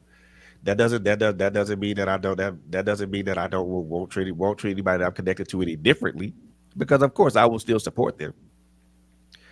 But I will support them of my own volition, knowing that it's not knowing that in some instances it won't be reciprocal. But I'm doing my part as a human being, and I don't worry about whether or not they return the favor or not, because at that point it is what it is. I'm doing my part to be supportive of them. They don't have to return. They don't have to return that. I know the 10 people that I'm truly connected to will do that regardless. Exactly. They see the need and they meet it if Yep. they're if it's in their ability to do. Every day, all day. Every day, all day. So evaluate your connections, y'all. I know that I know personally for me, I've done that. I've evaluated my connections. And again, I'm not judging them based on the merits alone. I'm just Mhm. judging them based upon I'm judging them based upon what they are to be, who they are to be, and is it a reciprocal thing? Right. But do I cut them off? Like Quinn said, no, don't cut them off. Why? God either God will remove them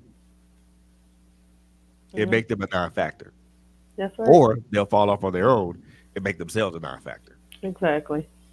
So evaluate your connections and look at the people who you're connected with. And how do you evaluate your connections? Do they call you when you disappear? Do Yep. Yeah, oh yeah. Do they call you when you disappear? When you fall do off the grid for a couple of months? do they pray for you? Do they just shoot a text and say, "Hey, just checking on you"? You know what? The better question is, Q. Do they pray for you instead of pray on you? Ooh. And we all know the difference Mm-hmm. between PRAY and PREY. Yes, we do. Do they pray for you instead of pray on you? Do they are they are will they hold you to account? Will they hold you accountable for your actions? Will they call you out on your BS? If they don't feel they don't fulfill those particular requirements, well, they ain't truly connected to you. And then when they call you, is it just them complaining constantly every time you pick up the phone? This, and this happened. You can't get a word in edgewise. Yep, Are they draining to you? yep. I mean, Do do they take away your energy? mhm. Do they give back energy? Are they a replenisher? The people that don't replenish your energy, or that they don't speak positive into you. Yeah, you don't need those. Those people are just like, or basically, and Q is probably gonna laugh at me at this. Those are people that are basically cannon fodder. Those are ones you need to put in front of a firing squad. And I know that's a I'm mean not. I know that's a mean thing for me to say, but it's a true thing for me. I'm not. I know. But hey, but to me they are cannon fodder. It's Frederick, yeah, I'm gonna behave. I'm gonna behave. I'm gonna behave. I'm gonna behave. I'm gonna behave. thank you. I'm gonna behave. I'm sorry.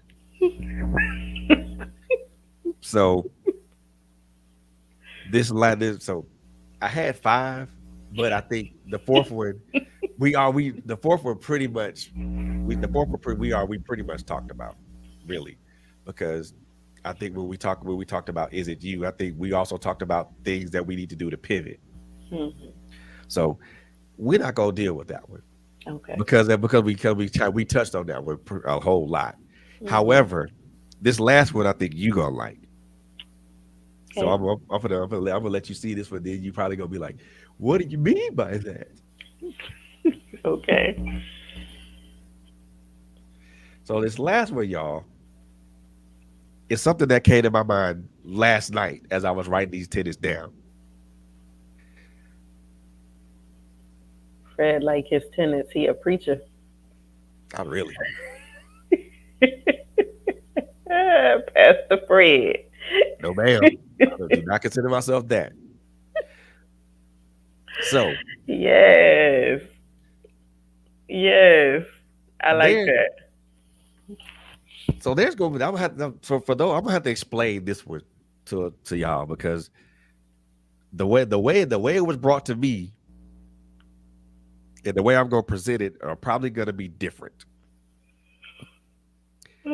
So when I say don't call it audible, let God run the play. So let's put this in terms that I think some people could understand, some people may not. But I'll try to explain this as the simplest way as I possibly can. So for those of us who watch football, there's this term that's called an audible.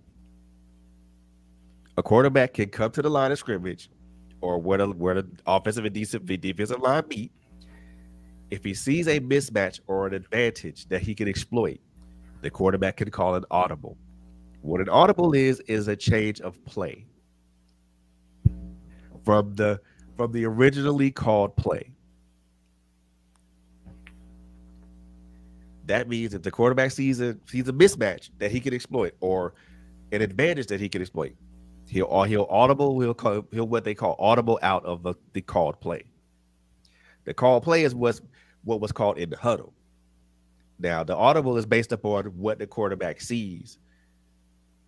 If there's something in the defense that he can exploit, or if there's a one or there's a mismatch he can exploit. So let's so now that you guys know what an audible is, what do I mean when I say don't call it audible and run the play guide gave you to run? What I mean by that is even though you see a mismatch that you could possibly exploit, even though you see an advantage that you could possibly take advantage of,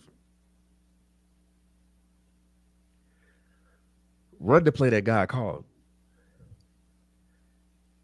Why do I say that? Well, let's see. One simple phrase.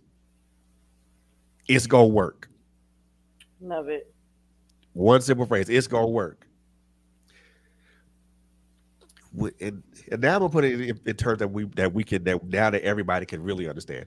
When we when God tells us to do something and we do it a different way, aka calling it audible, we mess up. So let's break it down so a child can understand it. Don't deter from the original plan that God has given you. Thank you, Q, because I think I would have stumbled over that one. So, how He gave you the plan is how you move. Don't put your agenda in it, just keep it as His agenda, and He will guide you because That's it. He's going to take care of it. That's That's it. it. God trust in the game plan that God gave you. Exactly. And that's called faith. Follow the game plan that God gave you. You- There follow that game plan without any deviations, without any changes. Because at the end, because would it at the end of the day, it's gonna work. May I add, even if you don't understand it, follow the game plan? Exactly. Even if you don't, yeah, exactly. Even if you don't understand what that game plan is, follow it anyway. Hmm. You know, a lot of people think that having these big blessings and all this stuff is is kind of like the end all be all of it. But the question is, are you going to be happy with the smaller blessings that God gives you? To put it in football terms, Are you going to be satisfied with a 5 yard gain instead of a 60 yard bomb? Are you going to be satisfied with that? You have to be satisfied with the smaller gains to appreciate the larger ones. Hmm. That's right. Don't despise small beginnings. Are you gonna be happy if you don't gain a yard? Are you gonna be happy if you got to put? Are you gonna be happy if God doesn't bless you right away with the things that you prayed for? Are you? Absolutely. Because maybe you just wasn't ready for it at that moment. And maybe the Lord seen he went before you and he was like, okay, if I bless her with it now, she gonna lose it. Or she's not gonna take care of it. She's not ready for it. So I can't Exactly. bless her with it now. But a no is not, or a delay is not a denial. Exactly. So, and to even amplify that even further, just as much as God says yes, God also can say no, or not, or better yet, not at this time. Exactly. Because not at this time does not mean no. Hmm. Not at this time means not at this time. Exactly. Are you going to be happy when things don't manifest the way they're supposed to at that particular point in time? Especially when you prayed and you cried out and things of that nature, and God says you ain't ready yet. Right. Are you going to be mad? Are you going to curse God and say, "Well, I was ready at this point in time," but like I said, God sees several several steps and several instances ahead. If you Yeah. if you were put in a position that you weren't ready for and you fail,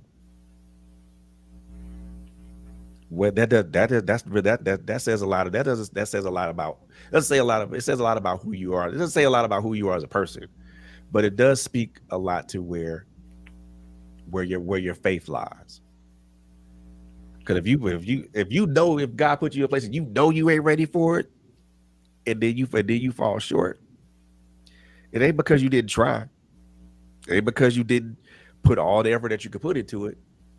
It's because you didn't trust you didn't trust in the process. But this is the thing. Sometimes, and I say this often, be careful what you pray for because you just might get it.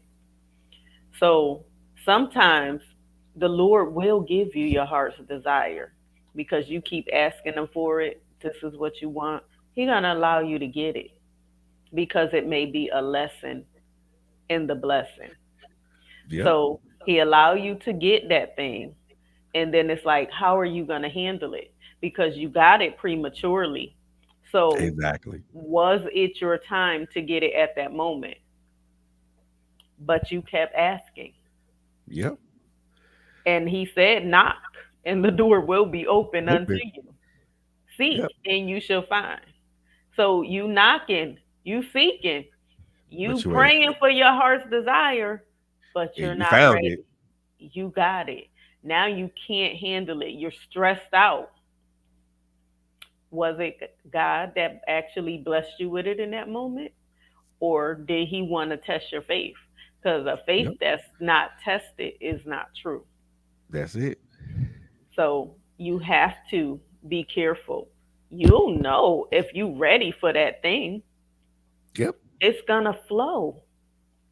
Like It's gonna come easy. You be like, and yo, natural you done and open this naturally. door and this door and this door. I'm Yep. not lacking for anything. Exactly. Everything. Actually, I got an overflow. When Every you reevaluate, all the pieces fall in place, mm-hmm, just like clockwork, like clockwork, like clockwork. And understand that our timing isn't God's timing. right. You may ask for God to bless you right at this moment, but that thing you prayed for, you finally got your prayer answered 3 months later. Mm-hmm. Well, why did it take so long? It didn't take it. It took long. It took long because that's how you did it. But it took long because that's how you interpret it.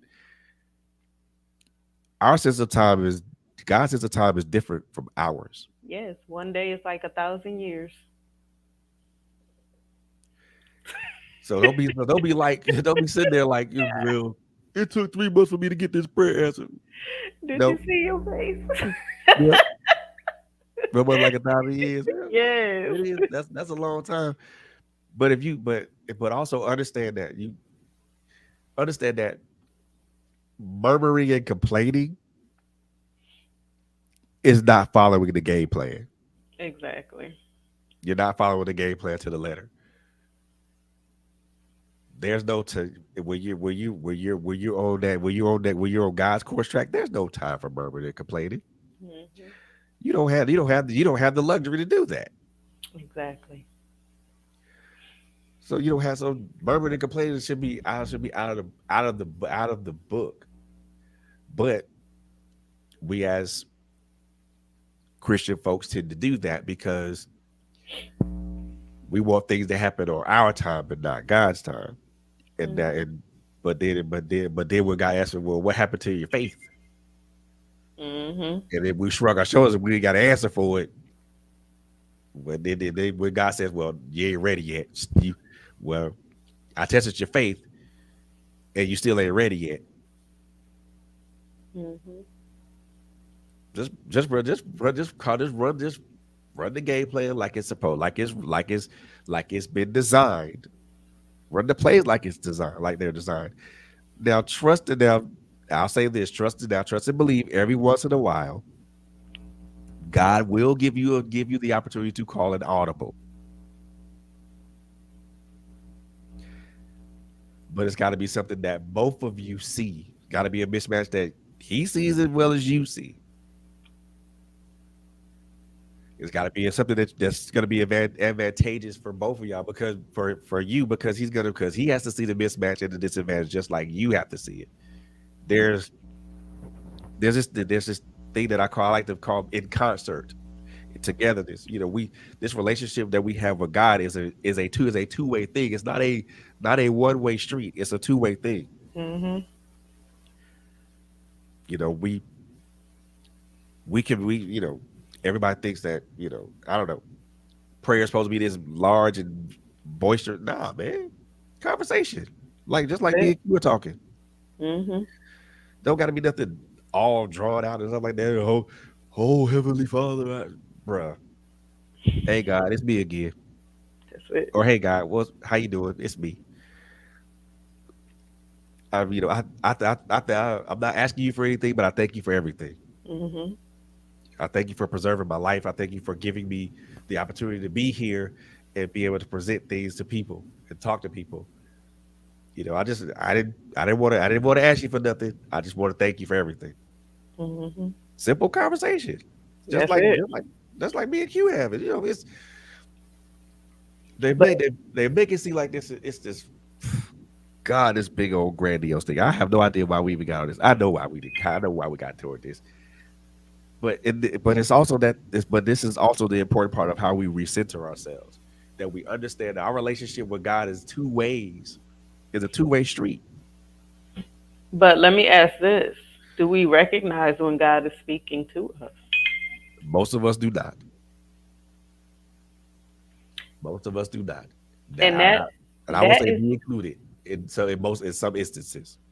that's so important because He'll talk to you in um the most, do I want to say inopportune times? Yeah, you can. When I got in my car one day, and I always pray before I drive my car. So this particular night, I was coming home from school, Oh. and I wasn't living here. I was actually living in Connecticut. Ah, So I was coming home from school, and I always went one way. right. But this particular night, he told me to go a different way. And I was like, Lord, why? This is easier for me to get home. Like, I Exactly. always go that way. Right. So I listened and I said, okay, God, I don't understand why, but I'm gonna follow what you're saying because obviously you see before me. Uh-huh. So I drove a different way. The next day, I was watching the news and I found out someone had got stabbed and killed at that same time that he told me to go the opposite way. And it was a Wow. young boy. So he was a teenager. So it was a bunch of people out there. The fight was going on while he was telling me. And I was like, wow, if I would have went that way, Wow. The result would have been a different result. exactly, anything could have happened. See, Anything could have happened. just like you said, do we know that it's God talking to us? Do we know that it's God having a conversation with us? Some of us do it, but most of us do it. Some of us don't. Right. God can not only just speak to you personally, but he could also speak through people. Mhm. Mhm.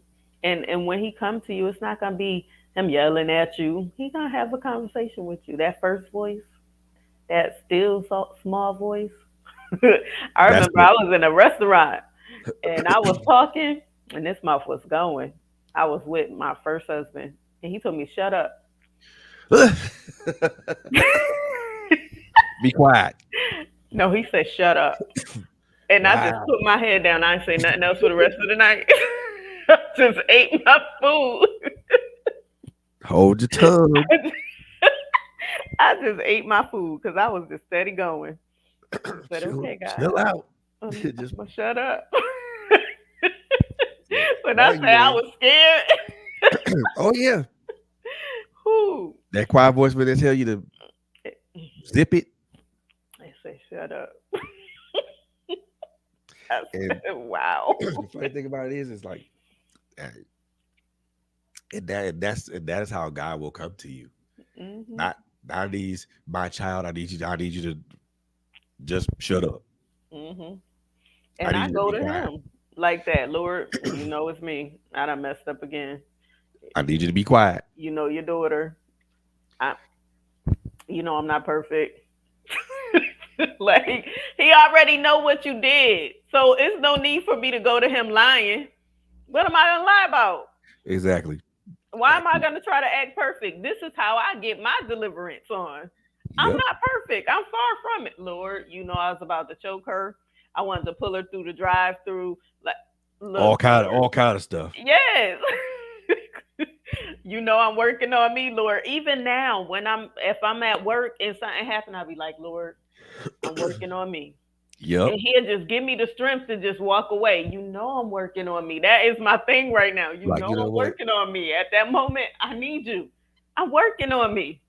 Especially that look you give, like that look you give yourself, like, "Ugh, Take over. wow. I'm working on me. When you, especially that look you give yourself when you should have reacted, but then you were stopped. You were stopped in mid reaction, like, Right. Like and if then you you ask don't yourself, walk like, away, why? walk away right now. Just leave, please. Don't say nothing. Just go. Exactly. Matter of fact, I'll tell them to leave. You just stay right here. You just stay right here. And Mm. I've heard that in my that little small, quiet voice a couple. Like, Hmm. Fred, I know you want to say something. Well, don't do it. Please don't. At least he say please to you. Nah. In some instances, I've heard be quiet. I've heard be quiet. Or the last, I think the last time I heard that little small voice, like, I heard zip it. Mm. Like, I'm like, who said that? Oh, you know what? I know who said it. I'm a sipping Lord. Cause I look around, who said it? Oh, I know who said it. Let me just go. Let me just keep my trap shut at this point. Hmm. Put my head down. I was like, look around. Like, I hope nobody saw me on my reaction real quick. Hmm. Yeah, God will do that. I mean, so but you have to follow the game plan. Because if you don't Exactly. follow the game plan, it's all kind of horrible stuff that'll happen. And like I said, no game plan, no game plan in football. No game plan is set in stone. Those Right. game plans change because they change as the conditions change, as the defense changes, as the percentage of run pass and all this other stuff changes. Hmm. However, the game plan that God gives you remains the same. That's right. Like I said earlier, now, like I said before that, every once in a while, God will say, "Yeah, I'll let you call an audible right here," Hmm. because I'm pretty sure we see the same thing. We see the same thing. So go ahead and call an audible. Hmm. But in most cases, we're the ones that call the audible Hmm. because we think we can take advantage of something that we see before us. And then when the play doesn't necessarily work, or we get a minimal gain from it, we get angry. Hmm. And they got like, son, what did I tell you? Hmm. Didn't I tell you to do? Didn't I tell you to do it this way? That's right. You're hard headed. Very. Now I got that. See what happened. You're hard headed. You see why you stuck? You Exactly. see why you still in that same spot 2 years later? Do you see? You're hard headed. I want you to see this. I want you to see this. I want you to see it how I see it. Mm-hmm. If you see it how I see it, then you probably wouldn't have made that decision. Mm-hmm. But we don't. We can't see it how we see it, and plus, simple fact of the matter is, we live in a microwave society, and we want stuff to be done in 30 seconds when it really takes an hour, Mm-hmm. and then we get mad at the end result. Right.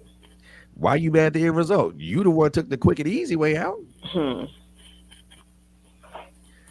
If Mm-hmm. you didn't take the easy way out, then you wouldn't be in that predicament. That's true. You wouldn't be in that situation. You wouldn't be in that circumstance. Mm-hmm. You wouldn't be standing in the place that you standing in there if you didn't if you just chilled out and just listened. I see I God's telling you he see the field just like Mm-hmm. you see the field. Yes, he Matter of does. fact, he see the field better than you see the field. Mm-hmm. Trust when that ball is snapped and that player is ran, trust that player is going to work. And trust that player is going to get you to wherever you need to get you wherever you need to get to. You know, whether and whether it's success in life, success in your marriage, whether it's success is just being an all around better person and That's right. recentering yourself. Trust that.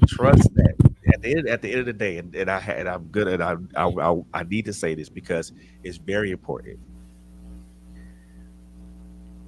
A large part of what I talk about recentering yourself, a large part of that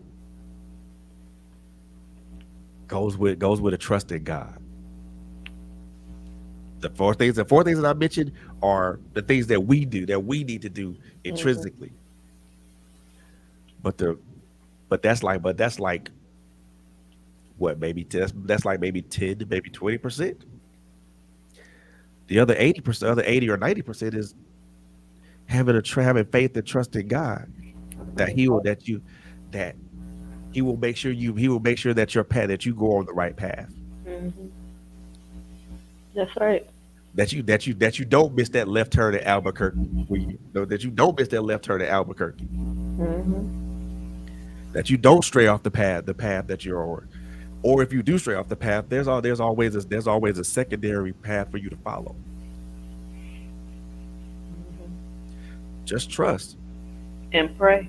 There's an acronym: pray until something happens. Push. That's it. Look, And pray over everything. everything. Listen, when I when I was in school today, we had an exam, and I was like, Lord, you know, everything I studied, I need you to bring it back to my remembrance. Because a lot of times when we study things we won't remember what we have read or what we have Exactly. studied. So it's like, okay, I need you to bring this stuff back to my remembrance because I can't afford to fail this class. This Exactly. is just not going to happen. And the way they grade, you get a percentage. Right. But with this percentage, you have to have three separate grades, and they have to be each one of them has to be 70%. Now, mind you, so this is based off your clinicals, this is based off your exams, and then this is based off your overall grade. So if Ooh-wee. you don't get a 70 in one of those, you failed the entire class. You could have a 69.9. They don't average up. Fail. You fail. And you could have a 90 in the other two portions. But that exam grade, you got a 69.9, you got to retake this whole course. That means you have to pay again. Wee, wee, wee, wee, wee. So I'm like, That means if you Jesus. flunk, you coughing up more money. Right. And there's a couple of people that's in the class that did have to retake the class for that reason. And I'm like, Lord, Do not let me be one of those. I can't do this. I I trust can't afford you. it. First of all, I trust you. I trust you. And I'm going to use my time wisely. So a lot of times I'm like, when I come up here, when I say exhausted you between truly are work, exhausted. school, studying, I'm in school now. I went from 13 hours a week to 17. Damn, So it tacked on 4 more hours, huh? exactly. I leave my house on Mondays at 4 in the morning. I don't get home till 7:30 in the evening. Jesus. So that's not including the homework. Yep. Then I And then on still top. have to work my job.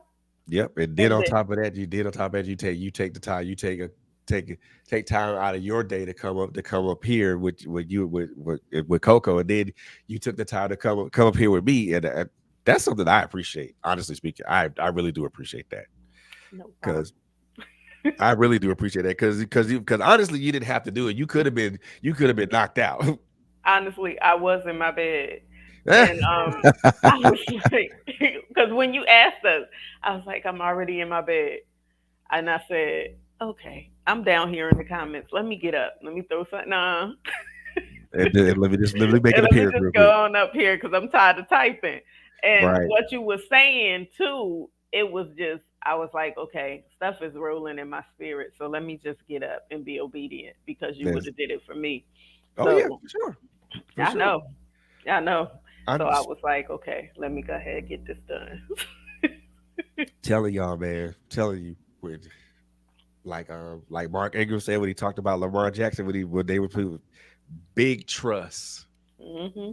big trust in God. You have to have that You have because to. because when we were, and I'm like I said, we're talking about recentering yourself. Hmm. You have to have that trust, man, because what you're taking on is a huge undertaking because not only are you recentering yourself, you're putting yourself back in to some semblance of balance. Hmm. You know, And that's even when you're going through, because although you're trusting in God, He still said it's going to be some long suffering. You oh got to yeah, go through some obstacles. That's what's going to mature you and build you up.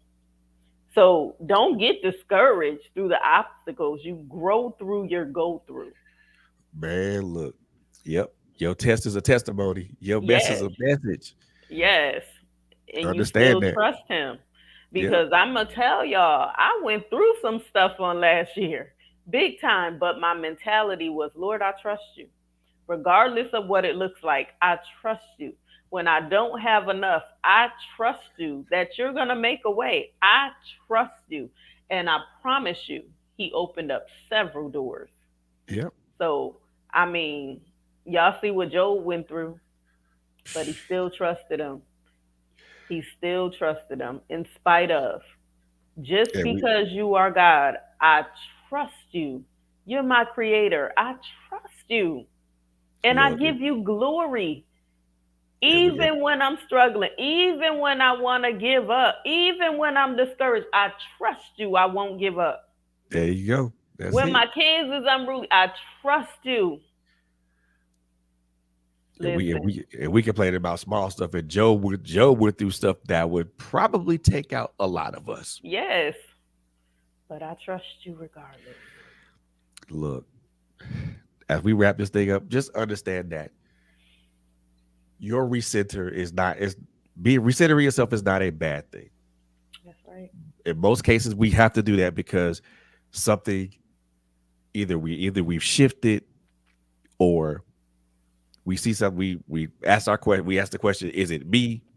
We've reevaluated our connections, and we've gotten tired of calling audibles all the time, and we're those plays we call don't are not positive gains for us.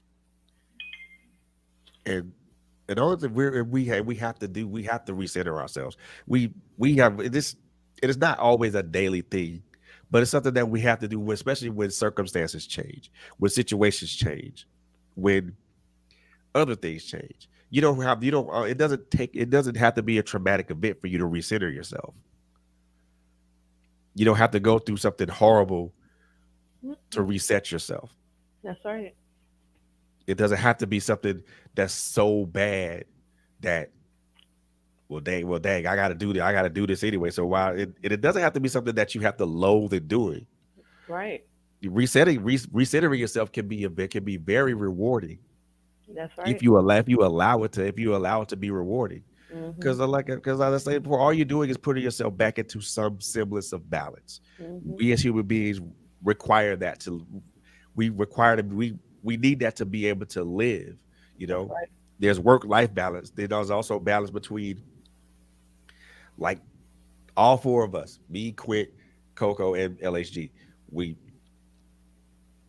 we work. There's one part. There's one thing. We have a life outside of work. There's a balance there. That's right. Now, add on top of that, all of us are hosts on this particular platform. There's another thing we got to balance, and then on top of that, LSG has a husband. Coco has a husband. There's another balance to that. You Mhm. know, Quit goes to school. In addition to working, in addition to coming up here on this platform, there's another balance with that. I have a significant other. In addition to me being the CEO of this thing, as well as being an author, and I forgot to add that too. Quick, there's balance. There's balance there. We all this. It's not a juggling act. It's a balancing act. We have to keep, and those scales are not always going to be even. Mhm. If you, I'm gonna say this: if you expected to balance your life, and you expected those scales to be even, you got another thing coming. You're gonna be sorely mistaken. Those scales ain't gonna be even. They're always gonna be like like this. One scale's gonna be bigger than one scale's gonna be slightly big, slightly above the other. Mhm. But the key to that is praying and asking the Lord to lead and guide you on a daily basis. Lord, what would you have me to do today? What would you Exactly. have me to say? What do you want to change about me? Allow me to see me for who I am. What needs to come out? You know what I'm saying? You have to, on a daily basis, We have to be speak to receptive Him to it. when you get up in the morning before you do anything else. Lord, I thank you for opening my eyes. Listen, you didn't have to do it, but you did. So Yep. you gave me another chance to get it right because I Yep. might have had a bad thought that night. Hmm. Okay? There are people out here who are not who have not been afforded that chance. Exactly. And when you hear God talk, you have to be receptive. That's Those right. those antenna got to be up Mhm. That's right. because because if they're not up, you gonna miss something. And if he tell you to do something, it's like, okay, even if you don't have the finances at that moment or you don't have The resources. the Do it. resources, he's going to make a way. So it's like, okay, God, you told me to do this. I don't have this. So how do you want me to do it? Just He do may it. send somebody. Exactly. You never know. Never know. But Never will know. you recognize when he's sending the resources? Or will Or you the turn it away? or the reinforcements. Exactly. And how will you receive that? Exactly. Because some of us are very independent. And it's like, I'm not accepting no handouts. But this is what you asked for. For Let me give you a prime example. I'll be like, Lord, when I first got my divorce, I know you make provision for me. I know you're a provider. Lord, you're going to give me everything I need. yep. And I knew I had my apartment.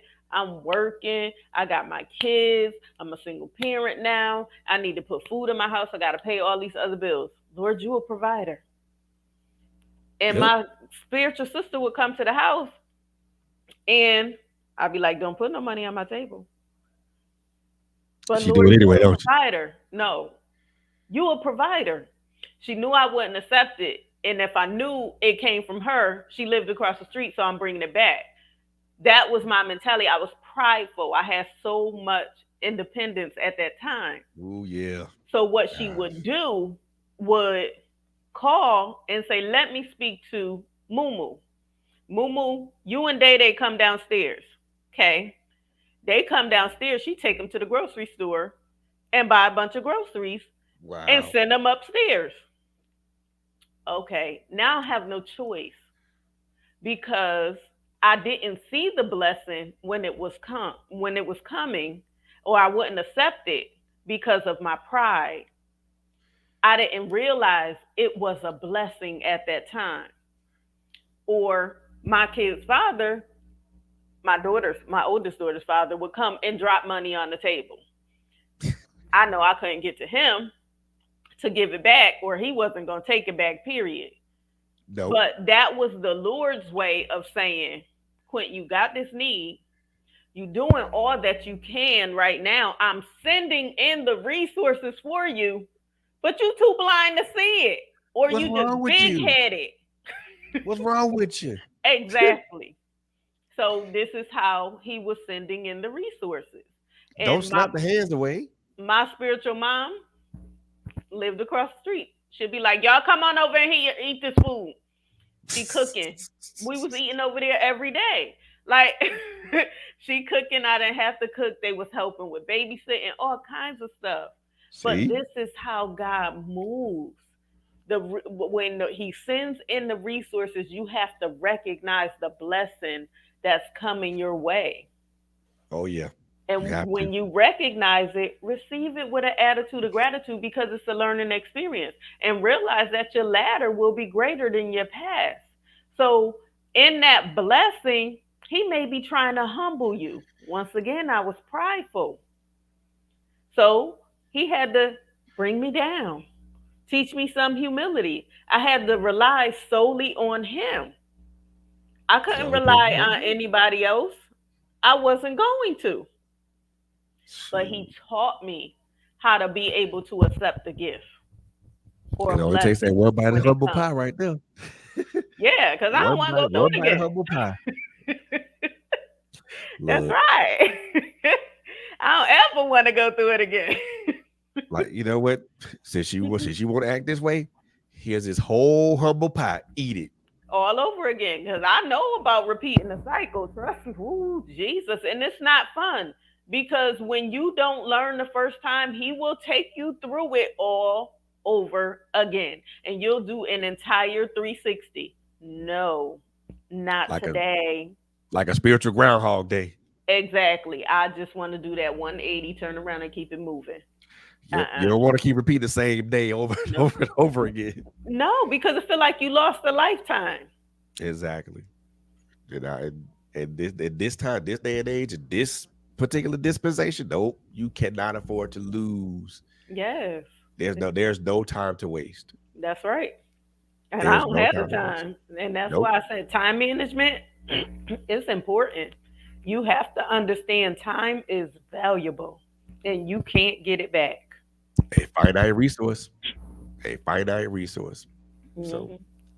if I put it like this: if you guys if this is something that was a blessing to you guys, I mean, just by all means, if you catch this on the replay, leave a comment in the comment section and stuff like that, man. It's one thing that we over here at Trailblazers Radio.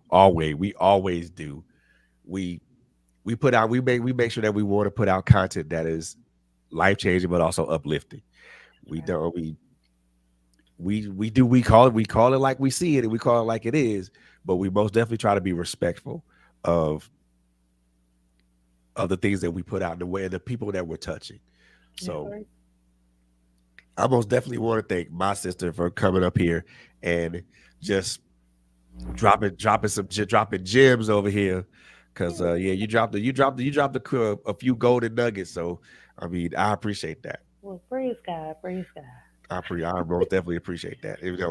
Even though she keeps saying pastor, I mean, I don't consider myself any of that. Just That's Pastor Fred, y'all. no, Pastor ma'am. Fred. Just I consider myself someone who's lived life and whose experiences could be translated to a lot of things, a lot of content that we put out. This thing right here, recentering myself, is my current process. He going through his process gracefully. It's my current process, and I could have came up here and I could have said a whole bunch of ugliness, but I'm like, nah, why do that? Right. Let me tell y'all my process. Let me tell Grace. y'all what the process that I'm going through right now. Maybe it's something that can help somebody. Mm-hmm.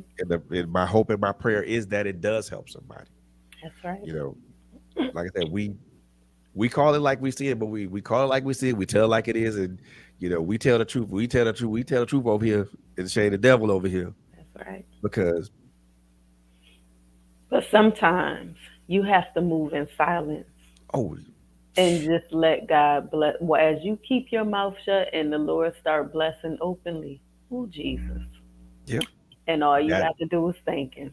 Everybody don't need to know what you're doing. Don't let the left hand know what the right right hand here is doing. doing. That's it. Do it. It's and that's no truer word said right there, man. And with that being said, that is the benediction, honestly speaking. Yeah.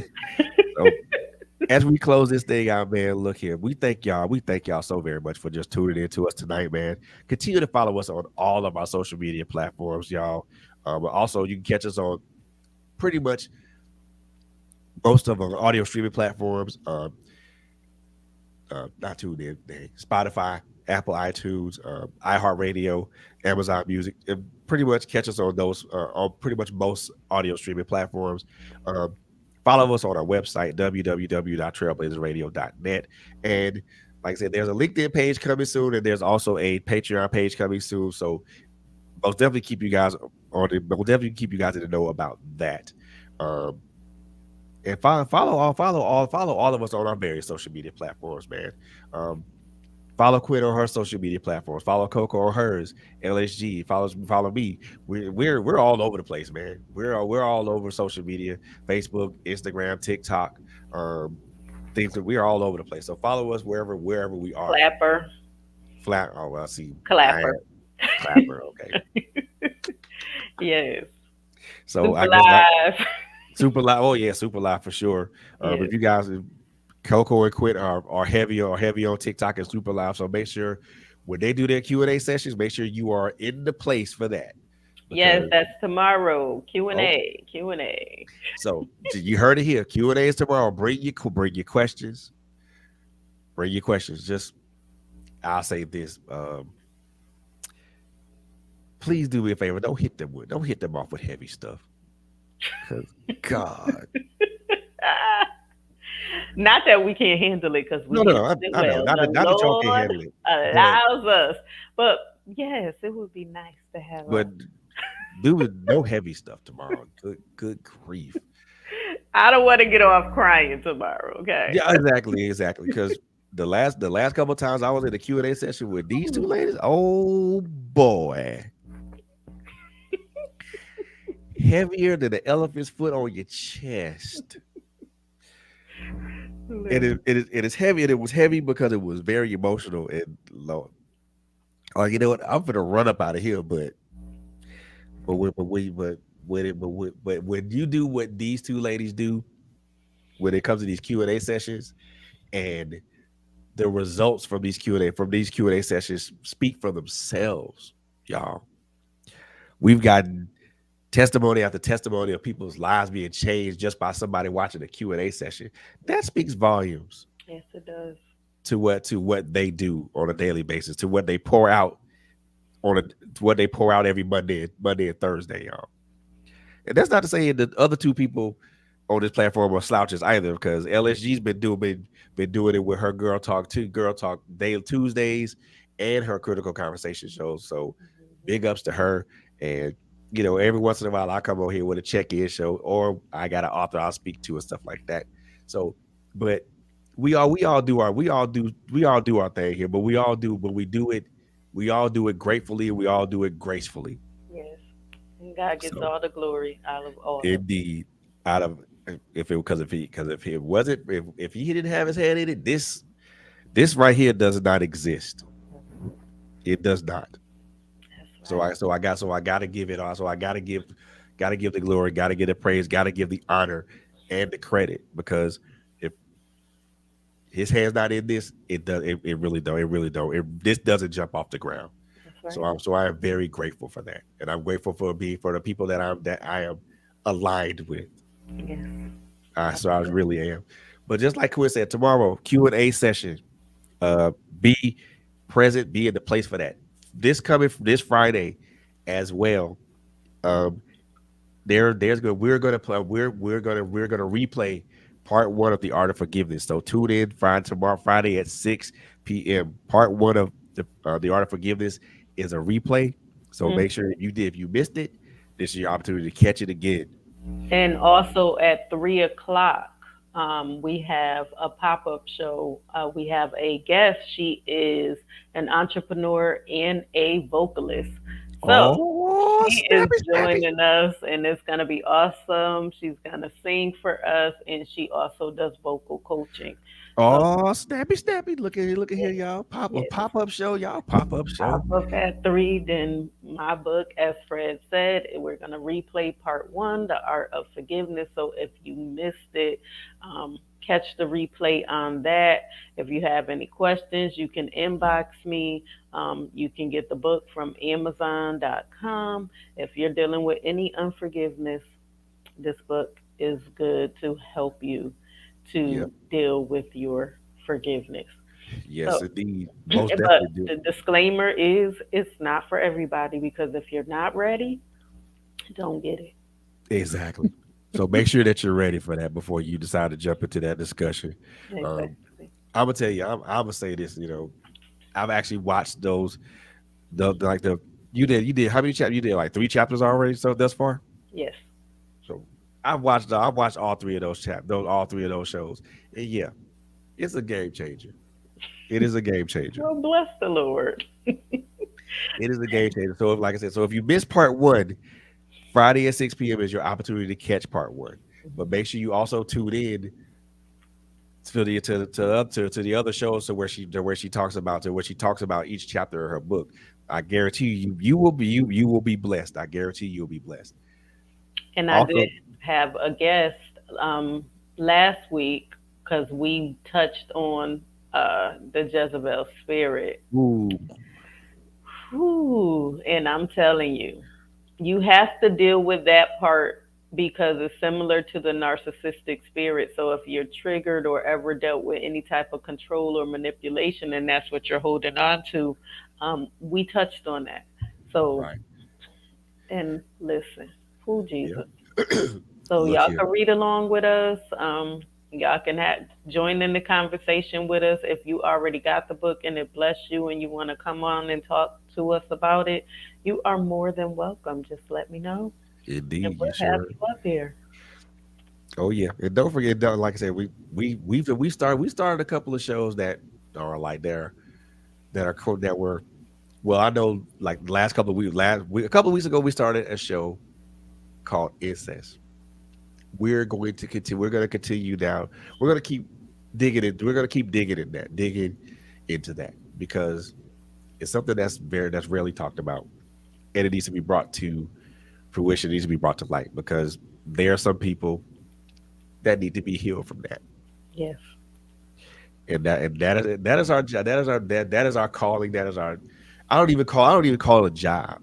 because it's not a job to me. It's just something that I take pleasure in doing. I take pleasure in doing to see somebody heal from something, you know, and see somebody prosper and be able to overcome. That's where my pleasure derives from. Because as long as someone, if someone is we're reaching somebody, Mm-hmm. it's a mission accomplished for me. Yes. Oh, the last but not most definitely not least before we close out, Sunday, and there's an Authors Alley special show that's gonna be coming on Sunday at 4. My guest in the building will be what's his name? Well, I forgot this lady's name. Her lost it. Her last name is lost. Hold on, God dog it. This is what happens when you got so many things going on and Right. you have no idea what you're doing. Mm-hmm. I do know what I'm doing, but just so y'all know, I do know what I'm doing. He know what he doing sometime, y'all. Her name is Jo Marie Lawson, and we're going to talk about her book, her writing Uh-huh. journey, and the purpose behind her book. So make sure you tune in for that. And with that being said, oh, tell them about your event that you'll be there. Tell them about your event that's going down in Georgia.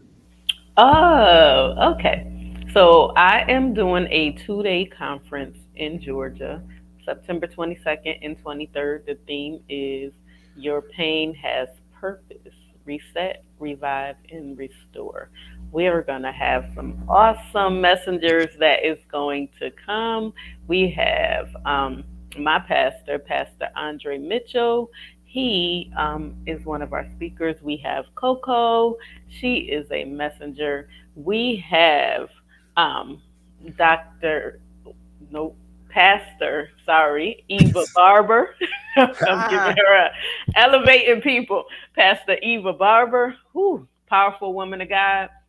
We also have Dr. Kimberly McWilliams, who's going to be in the house. So the flyer is going to be out most likely by next week. My goal is to work on it Sunday so that I can get it out since I'm off on Sunday. Thank you, Jesus. So my goal is to work on that on Sunday so that I can get it out there. The registration fee is going to be $50. So those of you that may be in the Carrollton, Georgia area or surrounding cities, it is going to be there. If you need to get a hotel room, all of that information is going to be on the flyer because we did block out some rooms. So, yes, I pray that we get to see you in the place. There you go. That's what's up. And yes, and please believe I've heard. Coco told me about this, and we're most definitely going to do another poetry night. So y'all heard it from the mouth first. We are doing another poetry night because the first one was so awesome. And I got so much feedback from it from the people that were present. Yeah, we gonna spin the block on that one, y'all. We most definitely gonna spin the block on that, y'all. So just keep your eyes and your ears out for us, man. We got some great stuff that's coming down the pike, man. Just the only thing that we want y'all to do is just keep your eyes and your ears out for us, man. Like I said before, please, please, please, please, Quinn, if you have the link to that, go to Coco's GoFundMe. Could you please put that in the comments, please? Uh-oh. We have a GoFundMe for our sister Coco Fenton.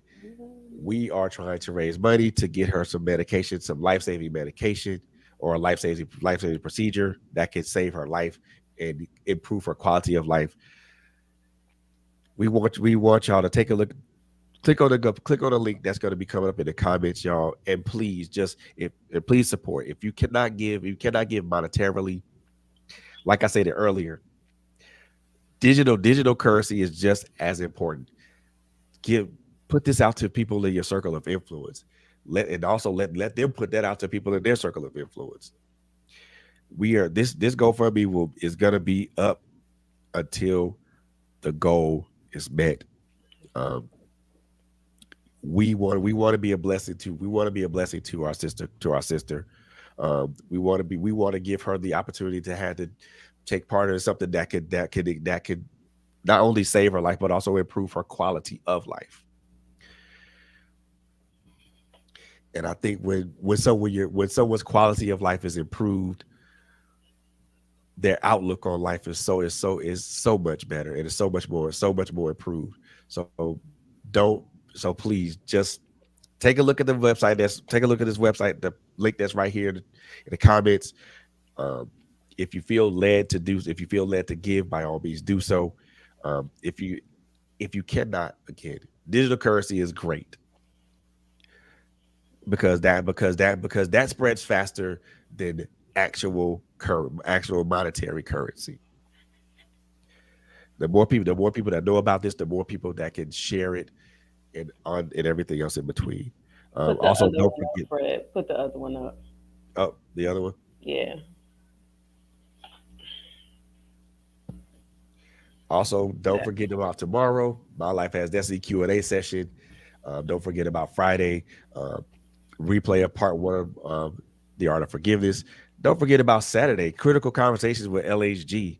Don't forget about the pop-up show that's going to happen. That's happening tomorrow, right? Yes. Don't forget about the pop-up show that's happening. Friday is the pop-up show at 3 o'clock. Okay. Don't forget about the pop-up show that's happening on Friday at 3 o'clock, y'all. Don't we have the versus battle on Sunday? Do we? What time? I think 8. But that's going to be via Zoom, if I'm not mistaken. Yeah. Oh yeah, if I'm not mistaken, then yes, there is a versus battle that's going to be via Zoom. If you guys want to be a part of that versus battle, if you guys want to just sit in and just listen to some great music and stuff like that, and let us know. We'll shoot a Zoom link to you, and we'll have fun. We're gonna have some fun, y'all. So make sure you guys tune in for that as well. With that being said, man, we love you guys, and there is nothing you can do about that. That's right. At all. That's right. So if you wanted to, you can't. But before we go, I really want to bless y'all with this this video. I played it during my last Authors Alley show, but I want to play it again because I want people to see this, and I want people to listen to it. It's a great message behind it. So the person who did the person that is you're going to be hearing is me. Okay. And I'm giving credit to I'm giving credit. The track credit goes to Jan Hunter Jr. A great producer, man. You guys can catch him on Instagram and also catch him on Facebook. Catch him on Instagram and also on YouTube. The track came from Chill Tape Volume. I think it's Volume 3. The name of the track. The track is called Lunchtime Chill, but the name of the song that I wrote to it and put to it is called Real Talk. So, want you guys to enjoy this, and then enjoy that, and then with that being said, enjoy this video, and we will see you guys on the next one. All right. That's Hunter. Yeah. Mr. Angry Man is back. I'm back. That's right. Y'all ain't know that I can rock like that. Y'all ain't know that I can rock like that. Nah. Y'all ain't know that I can rock like that. Y'all ain't know that I can rock like that. Yeah. Listen. Y'all ain't know that I can rock like that. Y'all ain't know that I can rock like that. Y'all ain't know that I can rock like that. United we fall, divided we rise. That's all they ever see when they look in our eyes. I ain't the least bit surprised, and I don't even ask why I study. Looking for love and all we get is despise. They proper lying, what? Meaning they falsely prophesying, talking about we really living, but we steadily dying. Tired of mothers crying and fathers silently raging. There's gotta be a way to escape this situation now. Yup. Come on. Verse 2. We search for brighter days to escape the maladies, giving homage to the folks that passed away. I speak life with the words I say, and that's the weapon I use to keep the evil at bay. I don't play when it comes to mine. My rhymes speak of a revolution this time. It's by design, and I'ma drop these deposits. So if you scared, take your ass to the closet. Why? Let me tell you this. Let's go. I got one more verse for you. Get them off of that verse. Listen to me now. Verse 3. I drop gems, representing lugs and Timbs with backpacks. I got props like Black Moon, they want effect like Dons. I'm pouring mic like Nas. I'm the southern playalistic cat that beat them odds. I'm coming out hard, we coming out hard. Yes sir. Y'all didn't know that I can rock like that. Ha. One time for your mind, representing for the deuce. That's right, put it down for the deuce tray. Let's go, Mr. Angry Man. Ha ha.